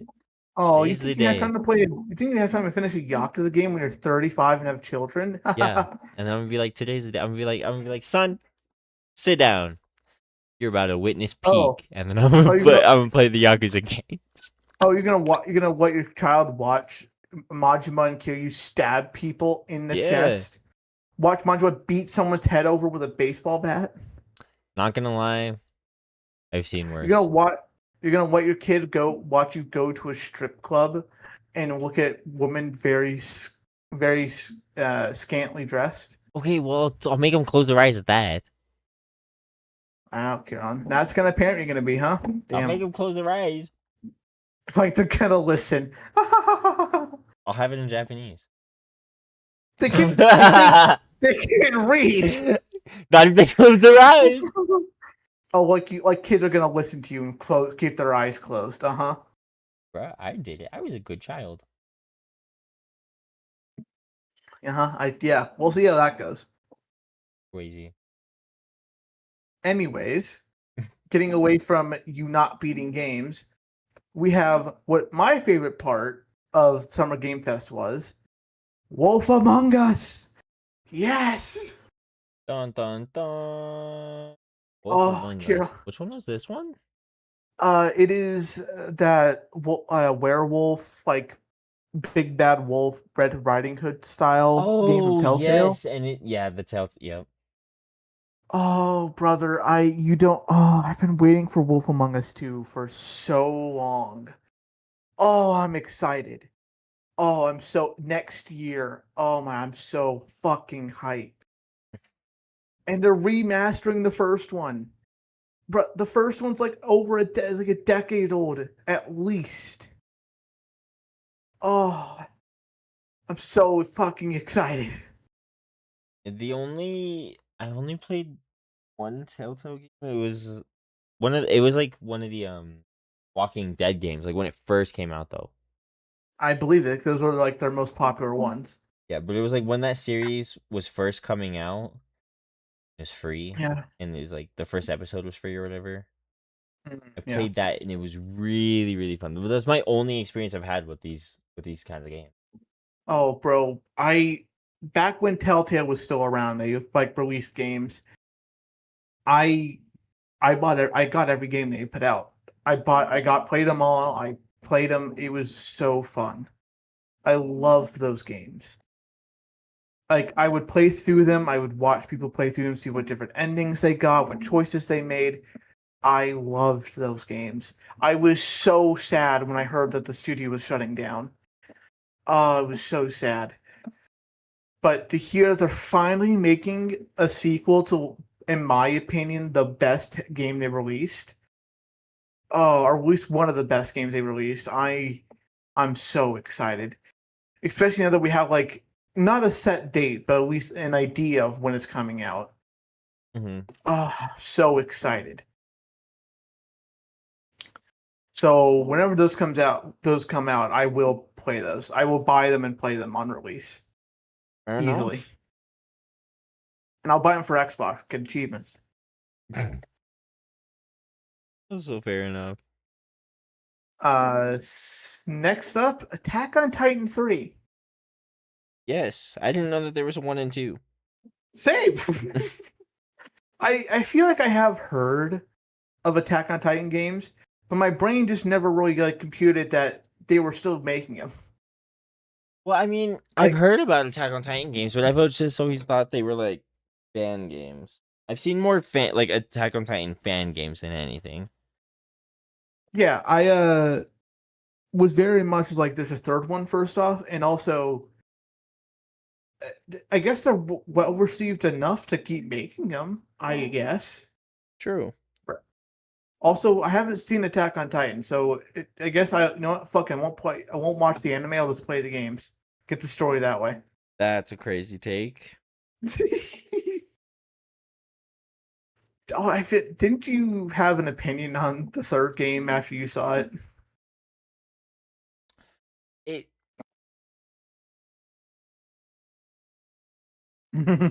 I think personally, for an official game, I've seen a lot of Attack on Titan fan games, and I've genuinely seen some fan games that are better.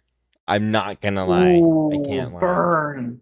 There are genuinely some fan games that are better. Like they look better, and it's like they also go from because in this one it's like a third person kind of thing, right? But in the fan games, it's a first person. Like you get to slay the Titans. I feel like when things are in third person, it kind of takes away that immersion. The immersion. Yeah.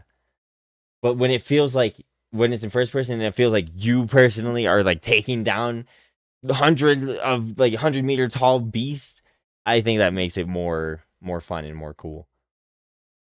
And That's a lot of the fan fair. games just look better. Like they look Ooh, more like the anime rather than like burn. rather than like a CGI or 3D rendition of the anime. You know? Get him. Get him.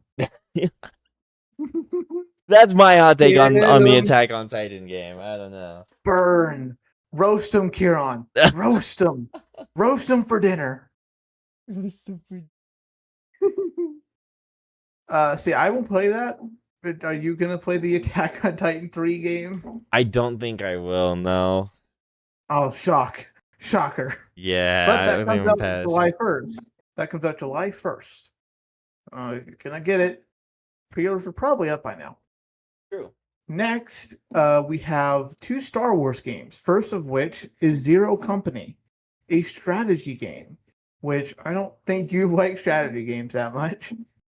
Depends on the strategy game. Hmm. Like Risk, How do you feel? great game. Oh, well, this game has Anakin Skywalker in it. At least it seems like it's going to have him. So there's that. Is it but a looks bad time to very say that I've not seen all the Star Wars movies? okay. Well, which ones have you not seen? Like most of them. That's bad. I think I've seen I- like 3 of them. For like the how big of a nerd you are, not seeing the Star Wars movies is sacrilege. My apologies. Yeah, Yeah. kind of. I don't know. Fucking how about on these movie nights you and Sadie watch Star Wars? I know, maybe. I don't know. I don't know if she's into Star Wars like that actually. See, when Okay. growing up, I'm not gonna lie to you, I watched Lord of the Rings. Oh, I you was were a fantasy person. I was a Lord of the Rings, Harry Potter, like that was more my speed.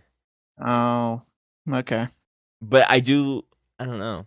Like I have watched a couple of the Star Wars, and I remember even in school, one of my teachers legit made us watch Star Wars. It was funny.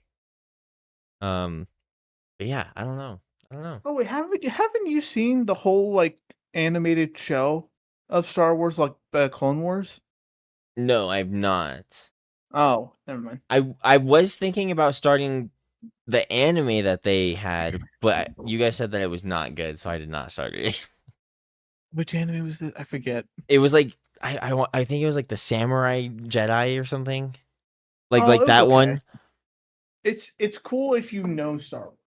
Like Mm. if you like you know the lore and you know like how you know the war like the universe and like Well, the so that's world. what's funny is like I've watched a lot of YouTube videos on like the lore of Star Wars and different like characters and stuff. And like Fucking watch the but movies, yeah, but I haven't seen the movies themselves. brother. So like I know a little bit like more about like the force and how that works and stuff. And like some like forbidden techniques and stuff among like Jedi and Sith. But like I really need to watch the movies. Brother. Do we need to fucking have like make a Patreon so we can watch the movies and post Honestly, our reaction there? not a bad idea. Do we need to do that? Not a bad idea. God damn it, Carol. I know they're live action, okay? I get it. It's not anime girls with big boobs. I get it. But come on, That's man. not the only reason I watch anime. That's just Sure. one, or I guess that's just technically 2 reasons I watch anime. See what I did Oh there? god See what I damn did it! Yeah, yes, of course I did. Fucking perv. there? Okay, well, anyway, it's a strategy game. If you know XCOM games, it's kind of like that. It seems like it's going to be like an XCOM style strategy game. Which cool, XCOM games are very cool. I probably won't check it out. I'm not a big strategy game guy, at least in that style. But I do like Star Wars, so it's cool they're doing it. That comes out August 27th. Oh, I've seen those games. Yeah. They're like the strategy games. Like they are like that's what they're known for. It's like being the strategy game. Really? Okay. Yeah. and this is gonna be like in that style. And there's Yes. I saw I kind of glossed over that one. I'm not gonna lie. Yeah, not surprised. I saw the other Star Wars game though, and that one looked like a lot of fun. Well, so that's what I was about to get to. Star Wars Galactic Racer. I Yes. really am interested in this game. Not the story will be cool, but also pod racing.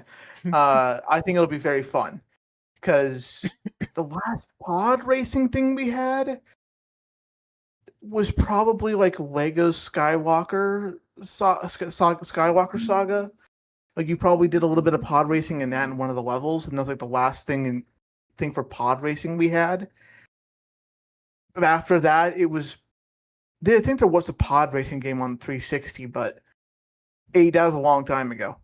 So it looks great. I really want to get it, but at the same time, I might wait to see how initial reception is, see if people like it or not.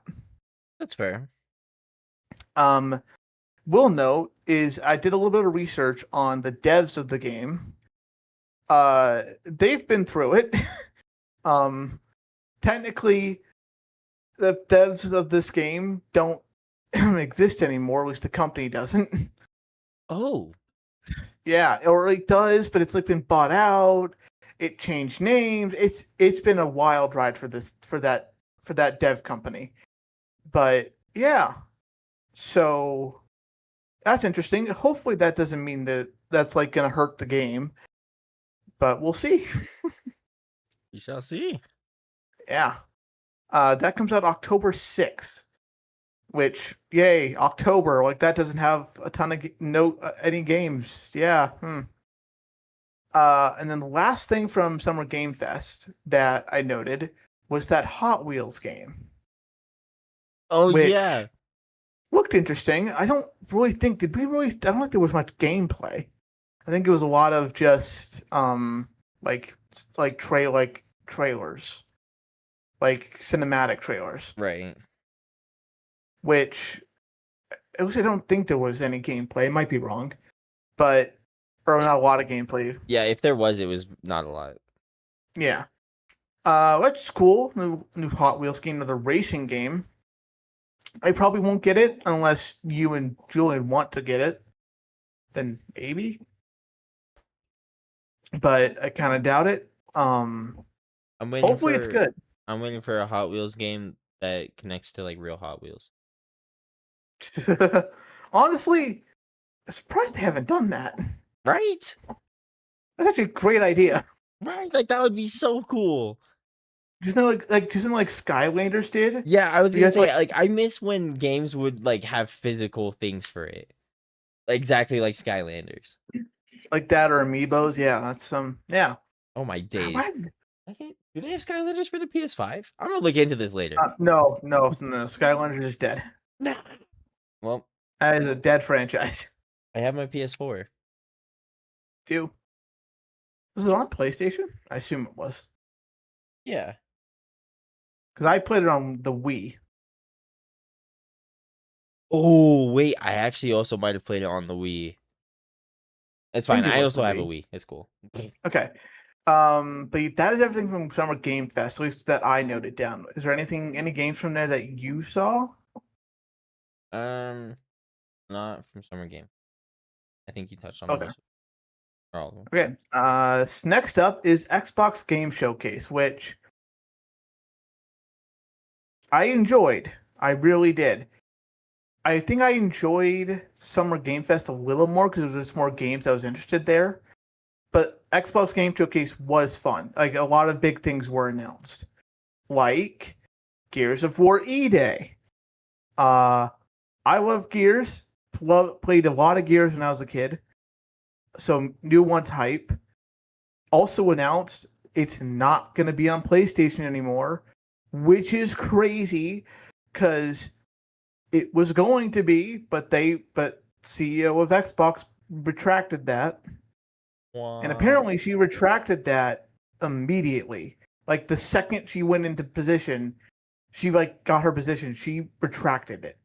Like she cut as many ties from Xbox as she could. Really? or PlayStation, I mean. That's crazy. And you can actually see this. Watch, I'll get to that. So, Gears of War E-Day, it was a big part of the showcase. Like, they really showed a lot of it, especially at the end where we basically had a huge, like, this dev talk with the team behind Gears of War. Looks amazing. I'm so excited. I hope I can convince people to play with me, but if I can't, I will play it by myself. I hope it's good. It looks so good. I can't wait for it, and I'm happy Gears is back. So happy. It does look good. I will admit, the new one does look good. Fucking And it's play a with me. prequel, right? It is a prequel to the whole story. See, I might play it just Come because it's a on. prequel, and then I like prequels, and it gives me lore. Come on, do it. It's tempting. We'll see. We'll see. We'll see It'll how the probably be on general Game Pass. populace. But yeah. So Gears of War, excited. Comes out October 6th, the same day as Star Wars Galactic Racer. Next up is Halo Campaign Evolved, the remake of the first Halo's campaign, which initially, I believe, back in the day for Halo 1, the campaign was 2 players only. Now, with this remaster of it, it is 4 players, which is very cool. Nice. That comes out next month on July 28th. And earlier, I talked about how the CEO of Xbox basically was trying to cut as many ties as she could with PlayStation. Like, just retract a bunch of stuff. Mm-hmm. One of the things that she retracted was that you can see this during Xbox Game Showcase, is that the Halo Campaign Evolve trailer was supposed to play during State of Play. But at the last second, she backtracked it and didn't allow them to play it and saved it for the Xbox Game Showcase. Wow. And this was confirmed because during the Halo trailer, you can see at the bottom of the screen, it says captured on PS5 Pro. So wow. last second, she was like, nope, fuck it. You guys aren't getting this. This is for us. And it's I don't know if it's been established or if it's like it's heavily rumored and assumed that if she could, she would like to pull Halo just off PlayStation entirely. Don't let them have it. Just keep it on Xbox. Keep it an exclusive. But because of contractual restrictions, she can't. That's so crazy. Like, she is... Because basically the old CEO of Xbox, Phil Spencer, he very much was like... He was of the mindset of exclusives don't make the console, which... Bold strategy, Cotton. But... yeah, he did that, and obviously Xbox these past few years haven't been great. But this new CEO, Asha Sharma, she is of the mind, yes, exclusives are important to a console. And she is trying to keep exclusives to Xbox as much as she can. Which, evident with Gears of War. So yeah. That was cool. New Halo game comes out next month. Looks great. 4-player co-op is very cool. We probably won't check it out because I'm not a big Halo guy, and I don't think you really played Halo, right? The only one I really played was Reach. I played Reach and another one I don't know the name of, but I played those, and I mean it was okay. I didn't hate it. But it's Reach. definitely not my. I don't know. I didn't fully vibe with it, and also Julian probably won't play with us anyway. But yeah, that's true. So yeah, next month Halo game. Hope it's good. Xbox really needs a win, so it would be great if it is. Next up, we have a game called Resonance: A Plague Tale Story. Now, I've never played the Plague Tale games. Know they're beloved. Have you played any of the Plague Tale games? I don't think I have, no. Yeah. So, from what I've heard, the Plague Tale games that are already out from like years ago, they were more stealth games, like kind of think almost Assassin's Creed with more like heavier influence on the stealth. Whereas this one, from what I'm hearing, seems like there's more combat, like just straight combat in this game, instead of a lot of sneaking around, which I think is very good. So I think that really it widens the reach of the game for like people who are more action heavy instead of sneaking around. But it looks cool. Comes out next month. I think there's a set date for August. I mean, not next month, but August. I don't have that date. I never got around to looking it up, but comes out then. Hopefully, it's good. I probably won't play it. I will definitely be checking it out, like see what people play it, and I hope it's good because I think it's been a while since the last Plague Tale game. And then after that, we have a new Sea of Thieves game. Not Sea of Thieves game, but like they're adding like custom modes to the Sea of Thieves, which is kind of crazy. Custom mode? Like you can make your own game modes. Like you can make your own custom custom game modes. That's crazy. Yeah, it was kind of wild to look at it. Like but they have essentially they're adding. How do I put it? Like they're adding multiplayer to the game, but not in the way it's already there. Like think party modes almost. Oh. Like In they Sea have of like Thieves? yeah. Like they added a bunch of they have like a bunch of pre-made party modes and a bunch of like pre-made maps too. But they're also adding the ability to where you can make your own custom game modes and I think custom maps too. Which is crazy. I think it's awesome though. I love when games do this, like give players the ability to create things on their own. I think that doing that really can like keep a game alive for a lot longer than it would have been. Like look at like Gary's mod. Like that game still gets played a lot, and it's because players can make things, can make whole things on their own. True. So that's cool. Was not expecting that. And then new Doom: The Dark Ages DLC comes out July 7th. Which is never I've only played one Doom and I wasn't super fan of it. Might be because I played on the Switch and the Switch didn't control great, but it looks cool.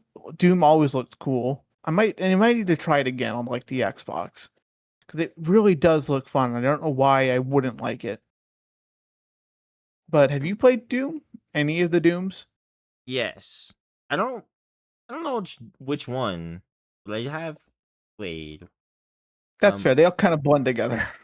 Yeah, I've played I played some on the Xbox One, and then I do have it on my PC, but I don't think I've ever like actually beat it. Okay. To me it got very it was good. It was very good. Don't get me wrong, but it got a little bit repetitive to me. That's fair. It does kind of seem like it could get repetitive. Just like it's like killing waves upon waves of demons. Yeah. But it's cool. The trailer looked cool. I love the shield. The shield thing looks really cool. And the spear looked fun. I hope it's great. It comes out July 7th. And hopefully people enjoy it because I know Doom: The Dark Ages was well received. And also, I remember hearing it actually has a ton of accessibility options, like more than most games do, which is awesome to hear. All games should have loads of accessibility stuff. Yeah, I hope it's good. And also for the Sea of Thieves thing, that comes out June 18th. so later this month. Actually, in 5 days. When of this recording, when we post this, probably 4 days. Next up is the announcement that Xbox is releasing a new limited edition version of the Series X. It looks so cool, and I want one. But I also know it's fucking gonna be like $1,000, and I don't want to spend that much. Oh, I want it. It looks so great. The controller, I want the controller, but I just know either it's gonna sell out before I can do it, or it's gonna be too much for me. Might not be that much. Console prices these days are horrible. They really. Yes. Look up the price of a Series X right now. Yeah, I'm still paying off my PlayStation. You fucking had to finance a PS5? I got it on my credit card. Ah, And okay, got it. And I canceled and I have to pay it. Oh my god, I forgot. Jesus Christ, Carol. Look at, because consoles are just gaming in general is expensive right now. $650. Yeah, sounds about right. Honestly, I'm surprised it's not $700. Yeah. There's talks about the new the next generation of consoles, like the Xbox, whatever it's gonna be called, is gonna be like $1,000. Honestly, at this point, I kind of believe it. But it also doesn't help that what Xbox wants to do for the next console is that they want it to be like a PC console hybrid, so that way it can have access to Steam, which is crazy, and I love that. But also, if it's going to cost $1,200, I don't know if I can do that. That would be a lot. That is a lot, yeah. It's a lot to ask for someone who plays console games, who will play via console, to do. That's just a lot to ask for. Right. And be like, hey, spend our $1,200 here instead of buying a PC or a laptop.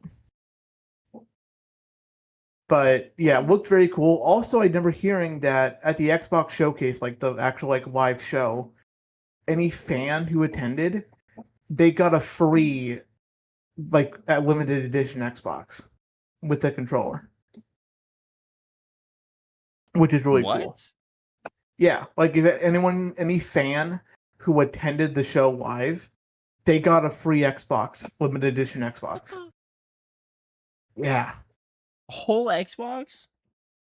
The new one, the one that's coming out. Limited edition Xbox. Yeah. Well, they'll That's get it when it freaking officially crazy. comes out. But yeah, they were give us your info and we'll send it to you. So. Yeah, it was a huge announcement that Asha did at the event. Happy for him.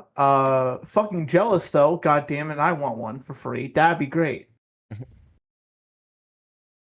So that sucks. That sucks, but I know it's gonna be expensive, and I know I'm not gonna be able to get it, even though I really want one. Moving on, Minecraft Dungeons 2 date reveal. I'm excited. I know. I hope you're excited because we're absolutely playing together, even if I have to drag you. No. I like those games. It's a fun game. It comes out September 29th. So if we're both gonna play Wolverine, we've gotta finish it in 2 weeks. Easy peasy. You say that. I'm pretty sure I beat Spider-Man in a week. Okay, you can probably do it. I have to get all the trophies in 2 weeks. Oh yeah, you 100% games. It's great. Yeah, you don't. I play it to play. You just beat the story, which fair. So yeah, hopefully that game's good. I really hope it looks good. I think the Warden boss is gonna drive us both up a wall because of how difficult it hopefully is. But yeah, I saw some art of it or maybe concept. It looked kind of crazy. Well, you see it in the trailer for a second. Oh, okay, maybe that's what I'm thinking of. Maybe that's where I saw it. And it has horns. Well, the Warden's always had horns. Yeah, but no, ear horn. It's had deer horns the whole time, buddy. No, what? I'm pretty sure it has. I thought it had different horns. Hold on. What I noticed is that it has a huge freaking mouth and as it's like in the place of its gut, which is terrifying. Oh yeah, massive teeth. Yeah. If you're into Vor, you'll love it. Yo, Hey yo. I know you do, Kieran. Don't worry. yo. I won't get in your way. Oh, he does always have horns, but the ones in the new one are more glowy. That makes sense. Also, So I think it's like he has a a giant mouth and yeah. And then I have a game here called Valor Mortis. I don't actually remember this game. So, do you remember this game? Valor Mortis. If you don't, it's fine. I will move on.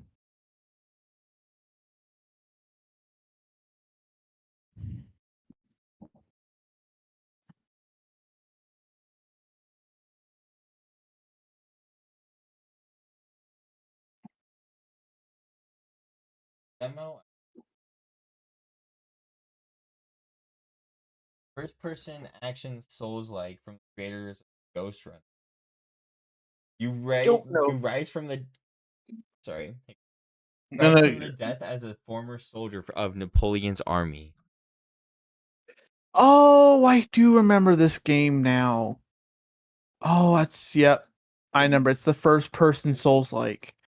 That's right. The episode Yeah, to release on September 24th. Yeah. Okay, that's right. Because I've never seen a Souls like be first person.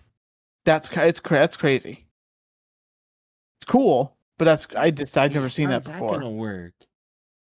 Oh, bro, it looks kind of crazy. Ultra Instinct's gonna have to be Yeah. on game with that. Yeah. So that's actually kind of a cool concept. I won't check it out. I'm not a big Souls-like guy, but I will definitely watch gameplay of it once it comes out because that just seems crazy. That comes out September 24th. Next up is Castlevania Belmont Curse, the next game in the Castlevania series. I know people are very excited. People who play Castlevania games are very excited. Very, very excited. I've never played Castlevania, so Yeah, I was gonna say I don't think I've played a Castle. no, I haven't. But looks cool. I mean, yeah, we'll say Castlevania game, and that is not a bad thing at all. It's one of those 2D Metroidvania games, Kieran. Okay. Yeah. Did you ever play a game called Prince of Persia? No. But I Never remember mind you then. playing it, and you like shared your screen a little bit. Yeah, it's like that. Okay. Yeah. Actually, it kind of set up the genre of those kind of games. Oh, okay. Hence why they're called Metroidvania. Yeah. That comes out October 15th, so a little later than everything else, so that's nice, but also still fuck October and September. And then it's a crazy year. And then final game of the Xbox Game Showcase. For me, this was kind of a whatever, but it was Call of Duty Modern Warfare 4. Yes, the new one. Yeah. I mean, it looks cool. Some of the things you're doing with this game do look interesting, but I've just been burned by COD too many times in recent years for me to be excited about this. I just can't. It's fair. I mean, I'm excited about it, but I'm definitely not like before. I used to be like super hyped, like used to like want to legit call out on release day, play it kind of thing. Mm-hmm. But after Black Ops 7, well, Black Ops 6 was like kind of the downfall. I still played a lot of Black Ops 6. But Yeah, Black Ops 7, fun. yeah, Black Ops 7 genuinely didn't even touch. Didn't even buy it. It was atrocious. It was so bad. It was so bad. But I will say Stony, this new one looks really good, and I really like the it, fact that it's in Korea. yeah, it looks great. I'll give that. It looks great visually, story wise, everything looks great. But I've just been burned by COD games in the past too many times, and I can't support it off launch. I can't. That's fair. I have to give it time to see what everyone thinks. Specifically Yeah. to see what our resident COD player thinks. Yeah. Because he's already admitted he's going to pre-order the deluxe super edition and play it on launch, or play like 3 days early access deal. So we'll see what he says. But also we have to take that with a grain of salt because again he is the COD guy. True. But that comes out October 23rd. I think it's the latest game or for everything announced for this year that has like a set date. That is like the latest. October Because 23rd. yeah, like everything that was announced for this year and has like a set specific date is the latest. Yeah. And Okay. the reason for that is obvious if you think about it.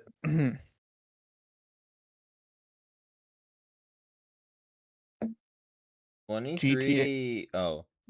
GTA 6. No one I wants thought to you were step making, like- foot in this November. That's fair, honestly. Yeah. But It's really fun. I really think it's gonna be like a cyberpunk situation. Like, You and Julian both say that. I have dude, faith. yes. He says it because I said it first. But genuinely, no. I played Cyberpunk. I got the lore. This man does not care about that world or that game. Yeah, but he still knows about how bad it was at launch. But not how good it is now. He knows it's good now. It's amazing. You don't have to play a game to know how bad or good a game is. Debatable. But there's they literally got hacked, had a whole bunch of files leaked. They went into panic mode and were like, okay, here's a trailer for you guys. They released the trailer. I obviously wasn't ready or anything. Released on or like gameplay footage or whatever. And then finally I don't know. The whole thing is just super rushed because of the leak. After that, the whole thing is super rushed, and I think it's going to be exactly like Cyberpunk. So that's exactly what happened to Cyberpunk. They got hacked, they got leaked, they freaked out and rushed it, and then the game released like shit. And it took them like 2-3 years to fix. Wait. GTA CJ, so the gameplay leak, right? That's what you're talking about? Yeah, I think so. How recent did that happen? That was like a year ago, 2 years ago. Yeah, brother. If they were that rushed about it, they would have released it way sooner. They wouldn't have delayed it twice. I mean, yeah, but that's the thing. The fact that they have had to delay it twice, that's the same thing Cyberpunk did. They didn't release it like that next week. No, it still took them like a year or two because they still have to make the game. It's not like when those leaks happen, they're not. The game isn't done. They still have to do the stories, all the acting, characters, all that fun stuff. Yeah, but also when the leak did happen, it didn't look bad. True, but that you think about how much they're adding. Doesn't they want to add like literally every building that you can go into?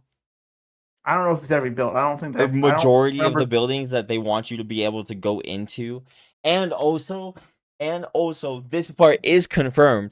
Every single NPC has been like all of their movements in the game. Every single movement in the game is live action, like recorded or whatever the freak, like with the suits and the little live tracking. That's what it is. So when you hit somebody with a car, they pulled somebody on a string to get that animation and like make it look like they were hitting on a car. Like they did this for every single animation, every single movement. You realize character movement. You realize they did that for GTA 5 too, right? No, they didn't. I mean, they do basic movements. Yeah, they do basic movements, and then the NPCs redo the same things every 5 seconds. But you're saying in GTA 6, every single NPC has a different reaction to being hit by a car? No, but it's gonna be slightly different. Yes. So you're saying it is different for every single NPC? Yeah, but not like vastly different.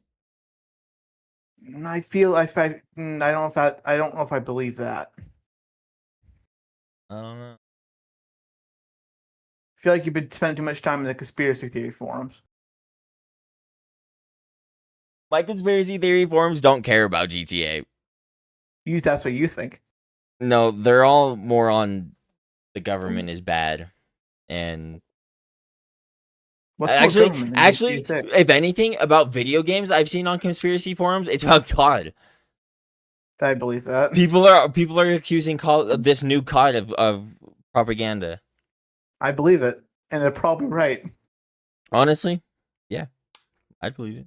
I honestly didn't like go into it or read anything or Yeah. look at anything because I was like, it's a war game. There's going to be propaganda no matter what. Yeah. Even if it took place in another world, I mean, I'm sure I would see alien propaganda. Yeah. But But anyways, COD was the final thing. That's the end of the Xbox Game Showcase. I really liked it. Really want Gears of War EA to be good. Next up, we have the Switch 2, or not Switch 2, but the Nintendo Direct. Mhm. First off, just gonna put this out there. I think it's my least favorite Direct, or least favorite like event of like for games recently. For me, there was not a lot here. Nothing for me. there was a few cool things. There were, but there's not a lot of things I'm like, oh, I want to play this. I want to go. I want to buy this at launch, or at least check it out. There's Mm, not a lot. First, we'll start off with a game called Rhythm Paradise Groove, which looked cool. I mean, looked like the art style and looked nice. So it looked alright. Apparently, I had nothing. I don't know. It looked interesting. It's like the thing I took most random game I took away from it. It's just like it looked interesting. Comes out next month, July 2nd. I presume Only on it's the a Switch rhythm too. game. Only Or on give the it Switch away. too. Yeah. Or at least it's coming to the Switch 2. It might be like they're porting it or upgrading it for the Switch 2. But I think it was a new release, which was rare for this Direct, because I feel like a lot of things were either a remaster or a port. Which, yeah. Next up, a game that actually did look interesting for you and me to play is called Orbitals. Seemed like a Wait, co-op adventure game.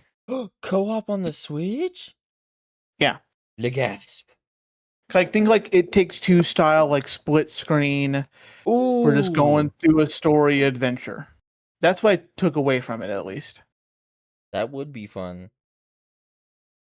That releases September 3rd. Okay. So maybe we check that out. We'll see. We'll see as more stuff comes out for it. And then this next one I noted down just for you, buddy. Just for you. Which one is what I'm thinking of? One Piece Grand Gourmet. Oh, that's not what I'm thinking of. I know how much you love One Piece. I wanted to make sure we talked about your favorite anime. Admittedly, the games are kind of meh. Mm. I have one of the games on the Switch. I forgot which one it is. But it's basic. A lot of them are kind of like Dynasty Warriors. Like you get your character and you just kind of go ham. You know, clear out levels, clear out areas, fight. Yeah. That's pretty much all there is to those games. Is this one? You said it's like a cooking thing though. It was a cooking manage a restaurant kind of deal.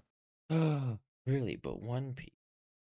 Yeah, like One Piece characters are like the characters you play as, and that run the restaurant. Well, I might have to take back everything I just said on One Piece games. So basically, the company, the developers behind this game, the art style for the game is very much their style. Like all of their games look like this, which I don't think is a bad thing because it looked like visually it looked nice. It was more like pixel graphic. I will warn you. I know how much you hate pixel graphics. Depends. It depends. If it's done right, though, I don't mind. Sure.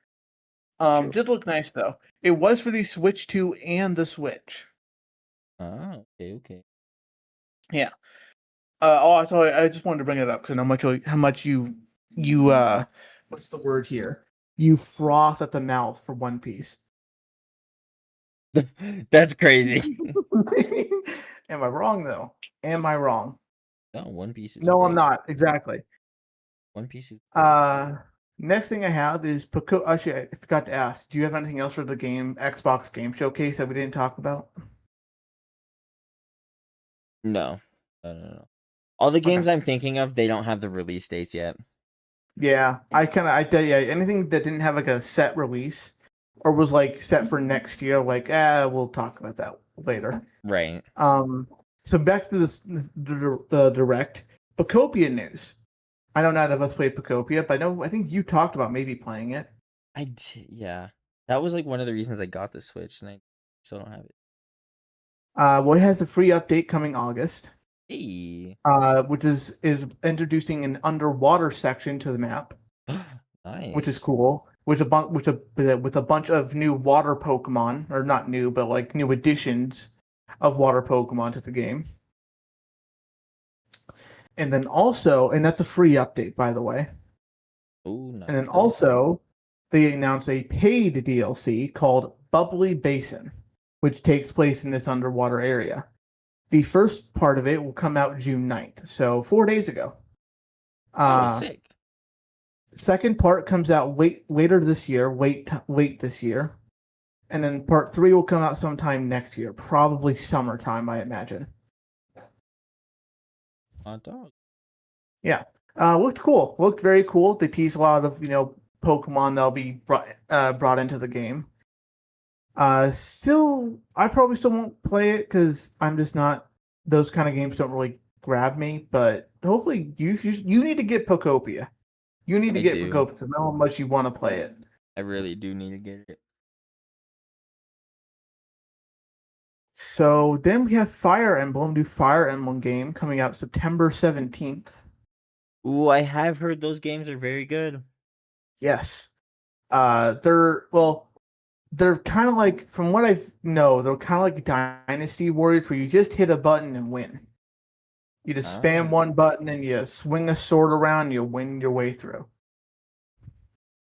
But that comes out September 17th for just the Switch 2, which I think is honestly a good thing because the Switch 1 is so old at this point. Yeah. It just holds games back. That is a fact.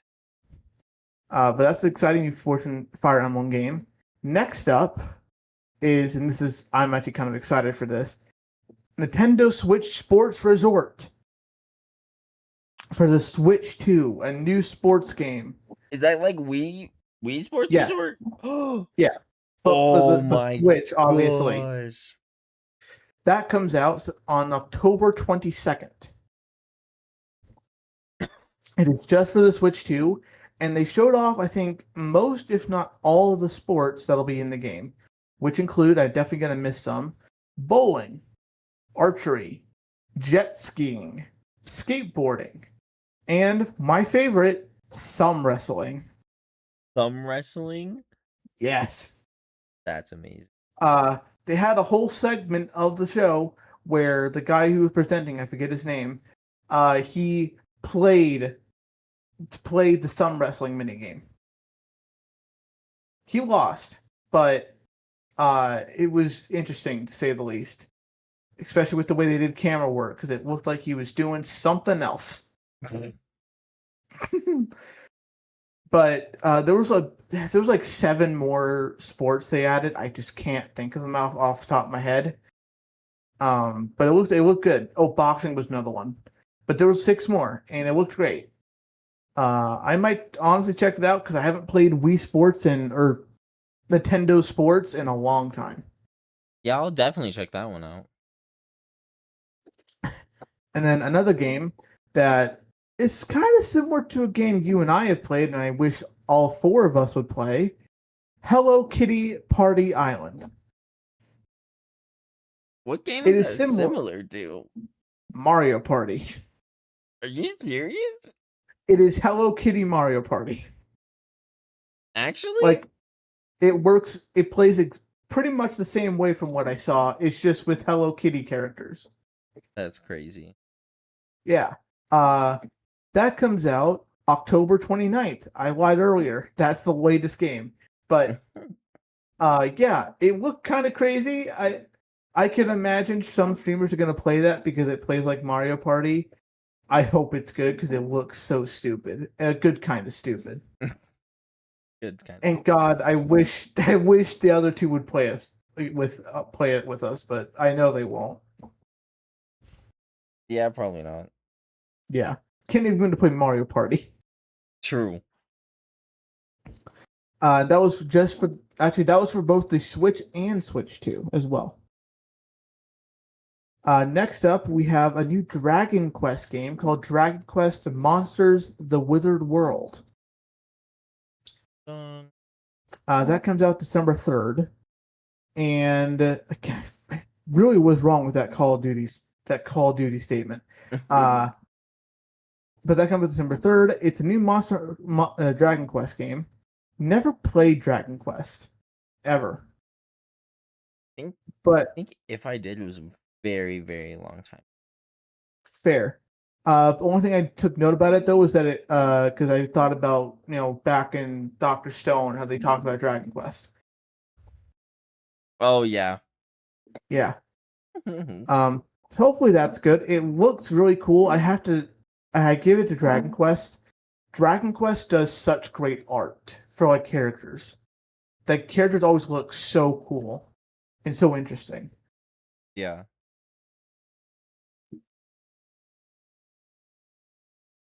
So hopefully that's good. I think that was just for the Switch 2. I might be wrong, but I think it was. Next up is Splatoon Raiders, which is a single player Splatoon game. That is just like it's a story Splatoon game, which is very different because Splatoon is a multiplayer game. You know what it is.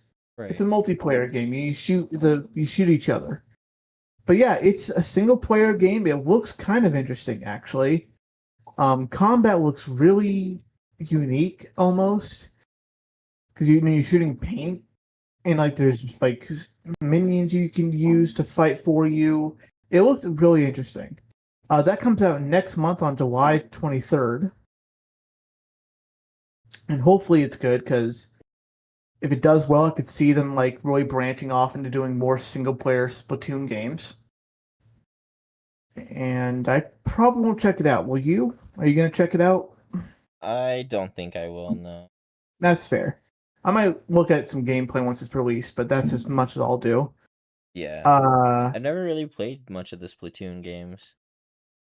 yeah, I never really either. I'm not a big like multiplayer person on Switch because I just don't really care. But I'm surprised they went to like the single player route. That's very surprising. Like it though. Yeah. Next up is a game called Fitness Boxing 3, Your Personal Trainer. I mostly noted this down because I'm amazed it's gotten 3 installments. Attack on Titan, but Nintendo. Yeah. I'm like I get like 1 coming out, but 3? It got 2 more games? Really? Yeah, that's kind of crazy. I mean, fair enough. I guess it's doing well, right?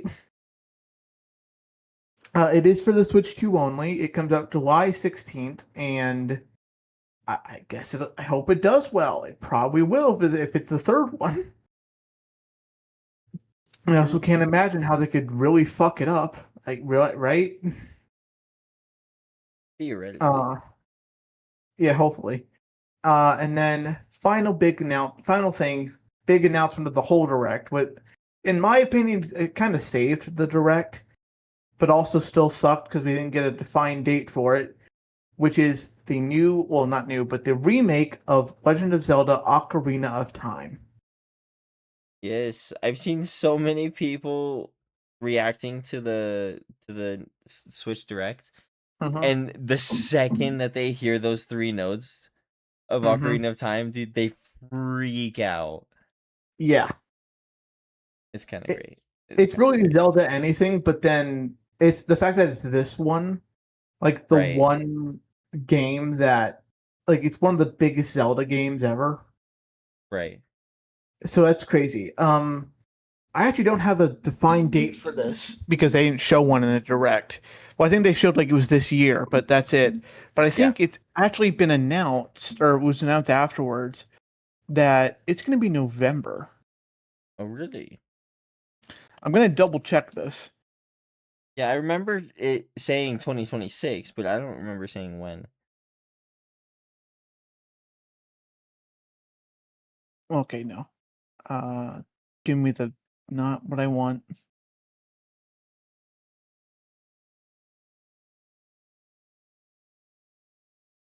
Okay, no. We don't have a date for it yet, but a lot of people are speculating it'll be November, which Okay. would be crazy because that means we have GTA 6 and Zelda Ocarina of Time remake going head to head, and then a Barbie game. But if there were a game that could go head to head with GTA, it probably would be a remake of Ocarina of Yeah, I mean, Time. I don't think I'm wrong in saying that that might be like the Zelda game for people. Oh yeah. Oh Like it's, yeah. yeah, Though the song itself is literally just is iconic. You don't even have to play yeah. Zelda to know that song. I don't know it. It- I'm not a Are you Zelda trolling? guy. Are you trolling me right now? I'm actually no, I'm not trolling you at all. Genuinely. That's crazy. I'm I'm not a Zelda guy. I played like one Zelda game and I'm like, I don't like this. Was it the Ocarina of Time? I actually don't know which one it was. I don't remember the Okay. name. Like legitimately, I just don't remember. I definitely don't have it anymore. I played it once and was like, I just don't like this. I'm not a No Zelda fun. guy. Just really not. I, So I I will will be say hmm, there is a game I am more excited for than Zelda. from this direct. Yes. Okay. Indeed, indeed. We'll get to that in 1 second. Are you gonna play the Zelda this Ocarina of Time when it Oh, comes out? probably. Yeah. Yeah. Fair. Just like, oh my gosh, I still have to finish Breath of the Wild. I still have to do that, and then I have to play Tears of the Kingdom, and then I can play Ocarina of Time. To be fair, Ocarina of Time will probably play a lot differently than Oh yeah. Breath of the Wild and Tears of the Kingdom. Yeah, but I still gotta play the game. Yeah, yeah, fair. All right, so what game are you excited for? Kingdom Hearts 4. Ah, right, right. I love the Kingdom Hearts games. All of the Kingdom Hearts games. I don't give a freak. I grew up on those. Genuinely could replay all of them. Well, most of them. I could genuinely replay most of them. And I'm so hyped for 4. Because my POV, not gonna lie, I did not think we were gonna get another Kingdom Hearts. I thought we were done. Like obviously everyone's wanted another Kingdom Hearts for years, forever, but it was just so silent. I didn't think we were getting nothing. So I didn't actually have Kingdom Hearts in my notes because of the fact that we didn't get any news about it. Yeah, no release date, no nothing, no year, nothing, nothing. Nothing. We just got more gameplay. Yep, just the fact that it's in the works. But honestly, I will take it, and I'm still very excited for it. So, quick question: when did you find out that Kingdom Hearts 4 was in the making? This week. Hey, brother, it was announced back in 2022. Are you lying to me? Nope. It was announced at the Kingdom Hearts 20th anniversary event What the? on April 10th, 2022. Yeah, it's been in development for 4 years. And they still don't have a date for it. See, Liv, back to circling back to GTA. Games take a long time. Yeah, but also at the same time, not having like even an inkling of a date after 4 years is crazy. Admittedly, that is kind of crazy. Like, I understand games take time, and I want devs to take their time with games. I get that, and I want them to See, do that. But that's probably why I haven't heard anything about it, and why I've always just like thought that it was a dead series because well, 4 years, no date is fucking crazy. well, that's also the thing is like that. Also, kind of the problem where Kingdom Hearts fans have with it is that they've just for so long got nothing. Like every event happens and like they get no more news. They get no new trailers, nothing. Until now where they finally got another trailer, but hey, guess what? Still no date. Not even like oh hey, it's coming sooner. I think that's another thing they say coming soon. But like no year, nothing.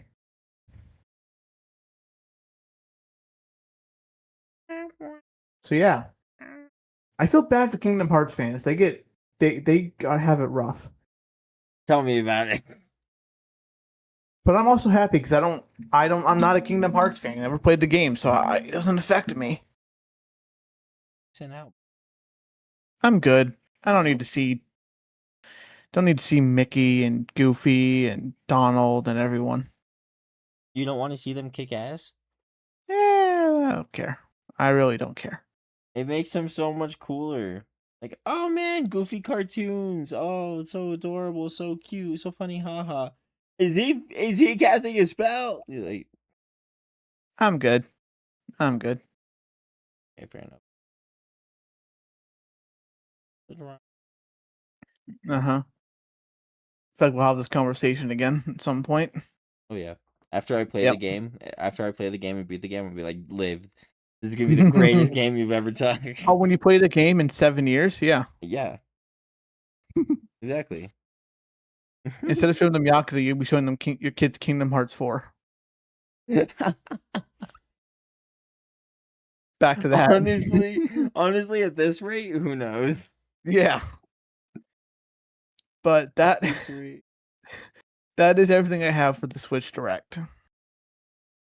Was there anything else besides the Kingdom Hearts news that you wanted to talk about? No, I think we touched on their biggest thing. Yeah.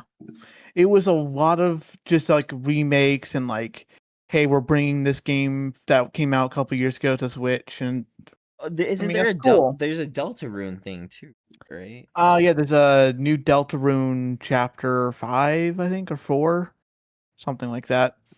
Deltarune. Persona 5 Royal was a new thing, Yeah. Also, yeah, we also heard and about that's Persona out 6. now. Yeah.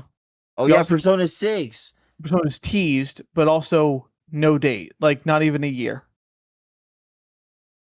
Oh my gosh, dude! The music from Persona like makes me want to play the games. Play them then. Like just the music itself is it's so Then play them. beautiful. I know, but turn-based.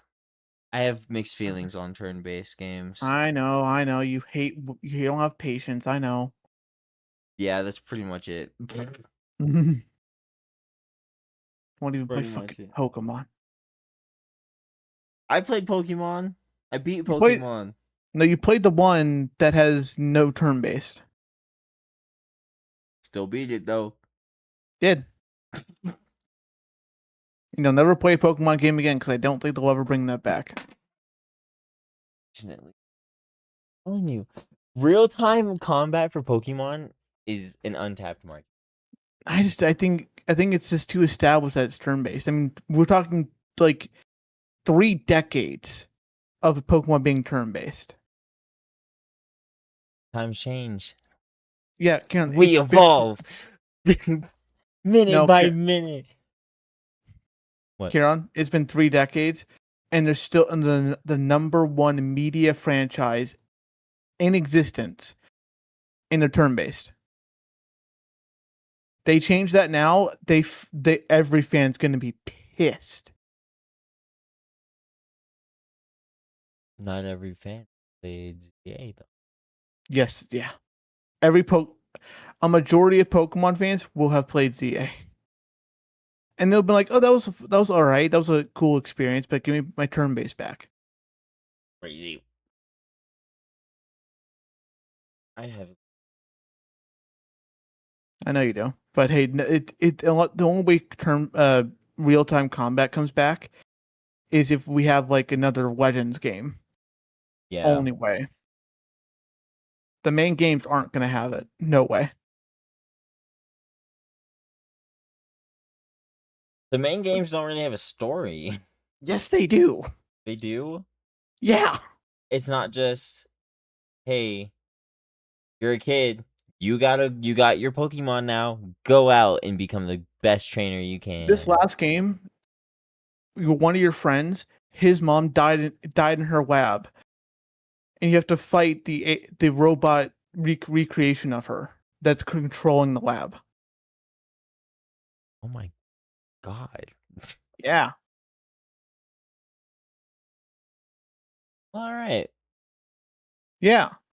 I mean, it's no massive tower.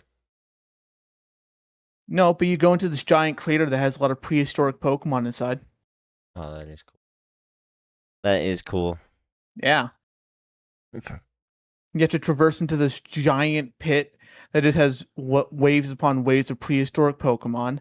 Then you have to fight the legendary. Then you have to go into the lab and fight her and her team of prehistoric Pokemon and legendary.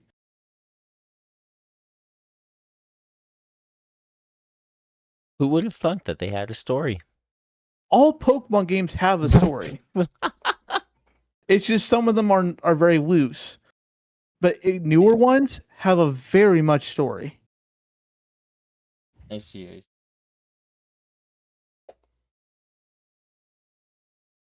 Ignorance, Kieran. It's a dangerous thing. And that's a wrap for this week's episode of Level Up Laughs. Next week, we'll go over some more popular anime and cover the latest gaming news. Thanks for listening, thanks for being here, and thanks for pretending we know what we're talking about. I'm Jack, and he's Kieran, and we'll catch you in the next one.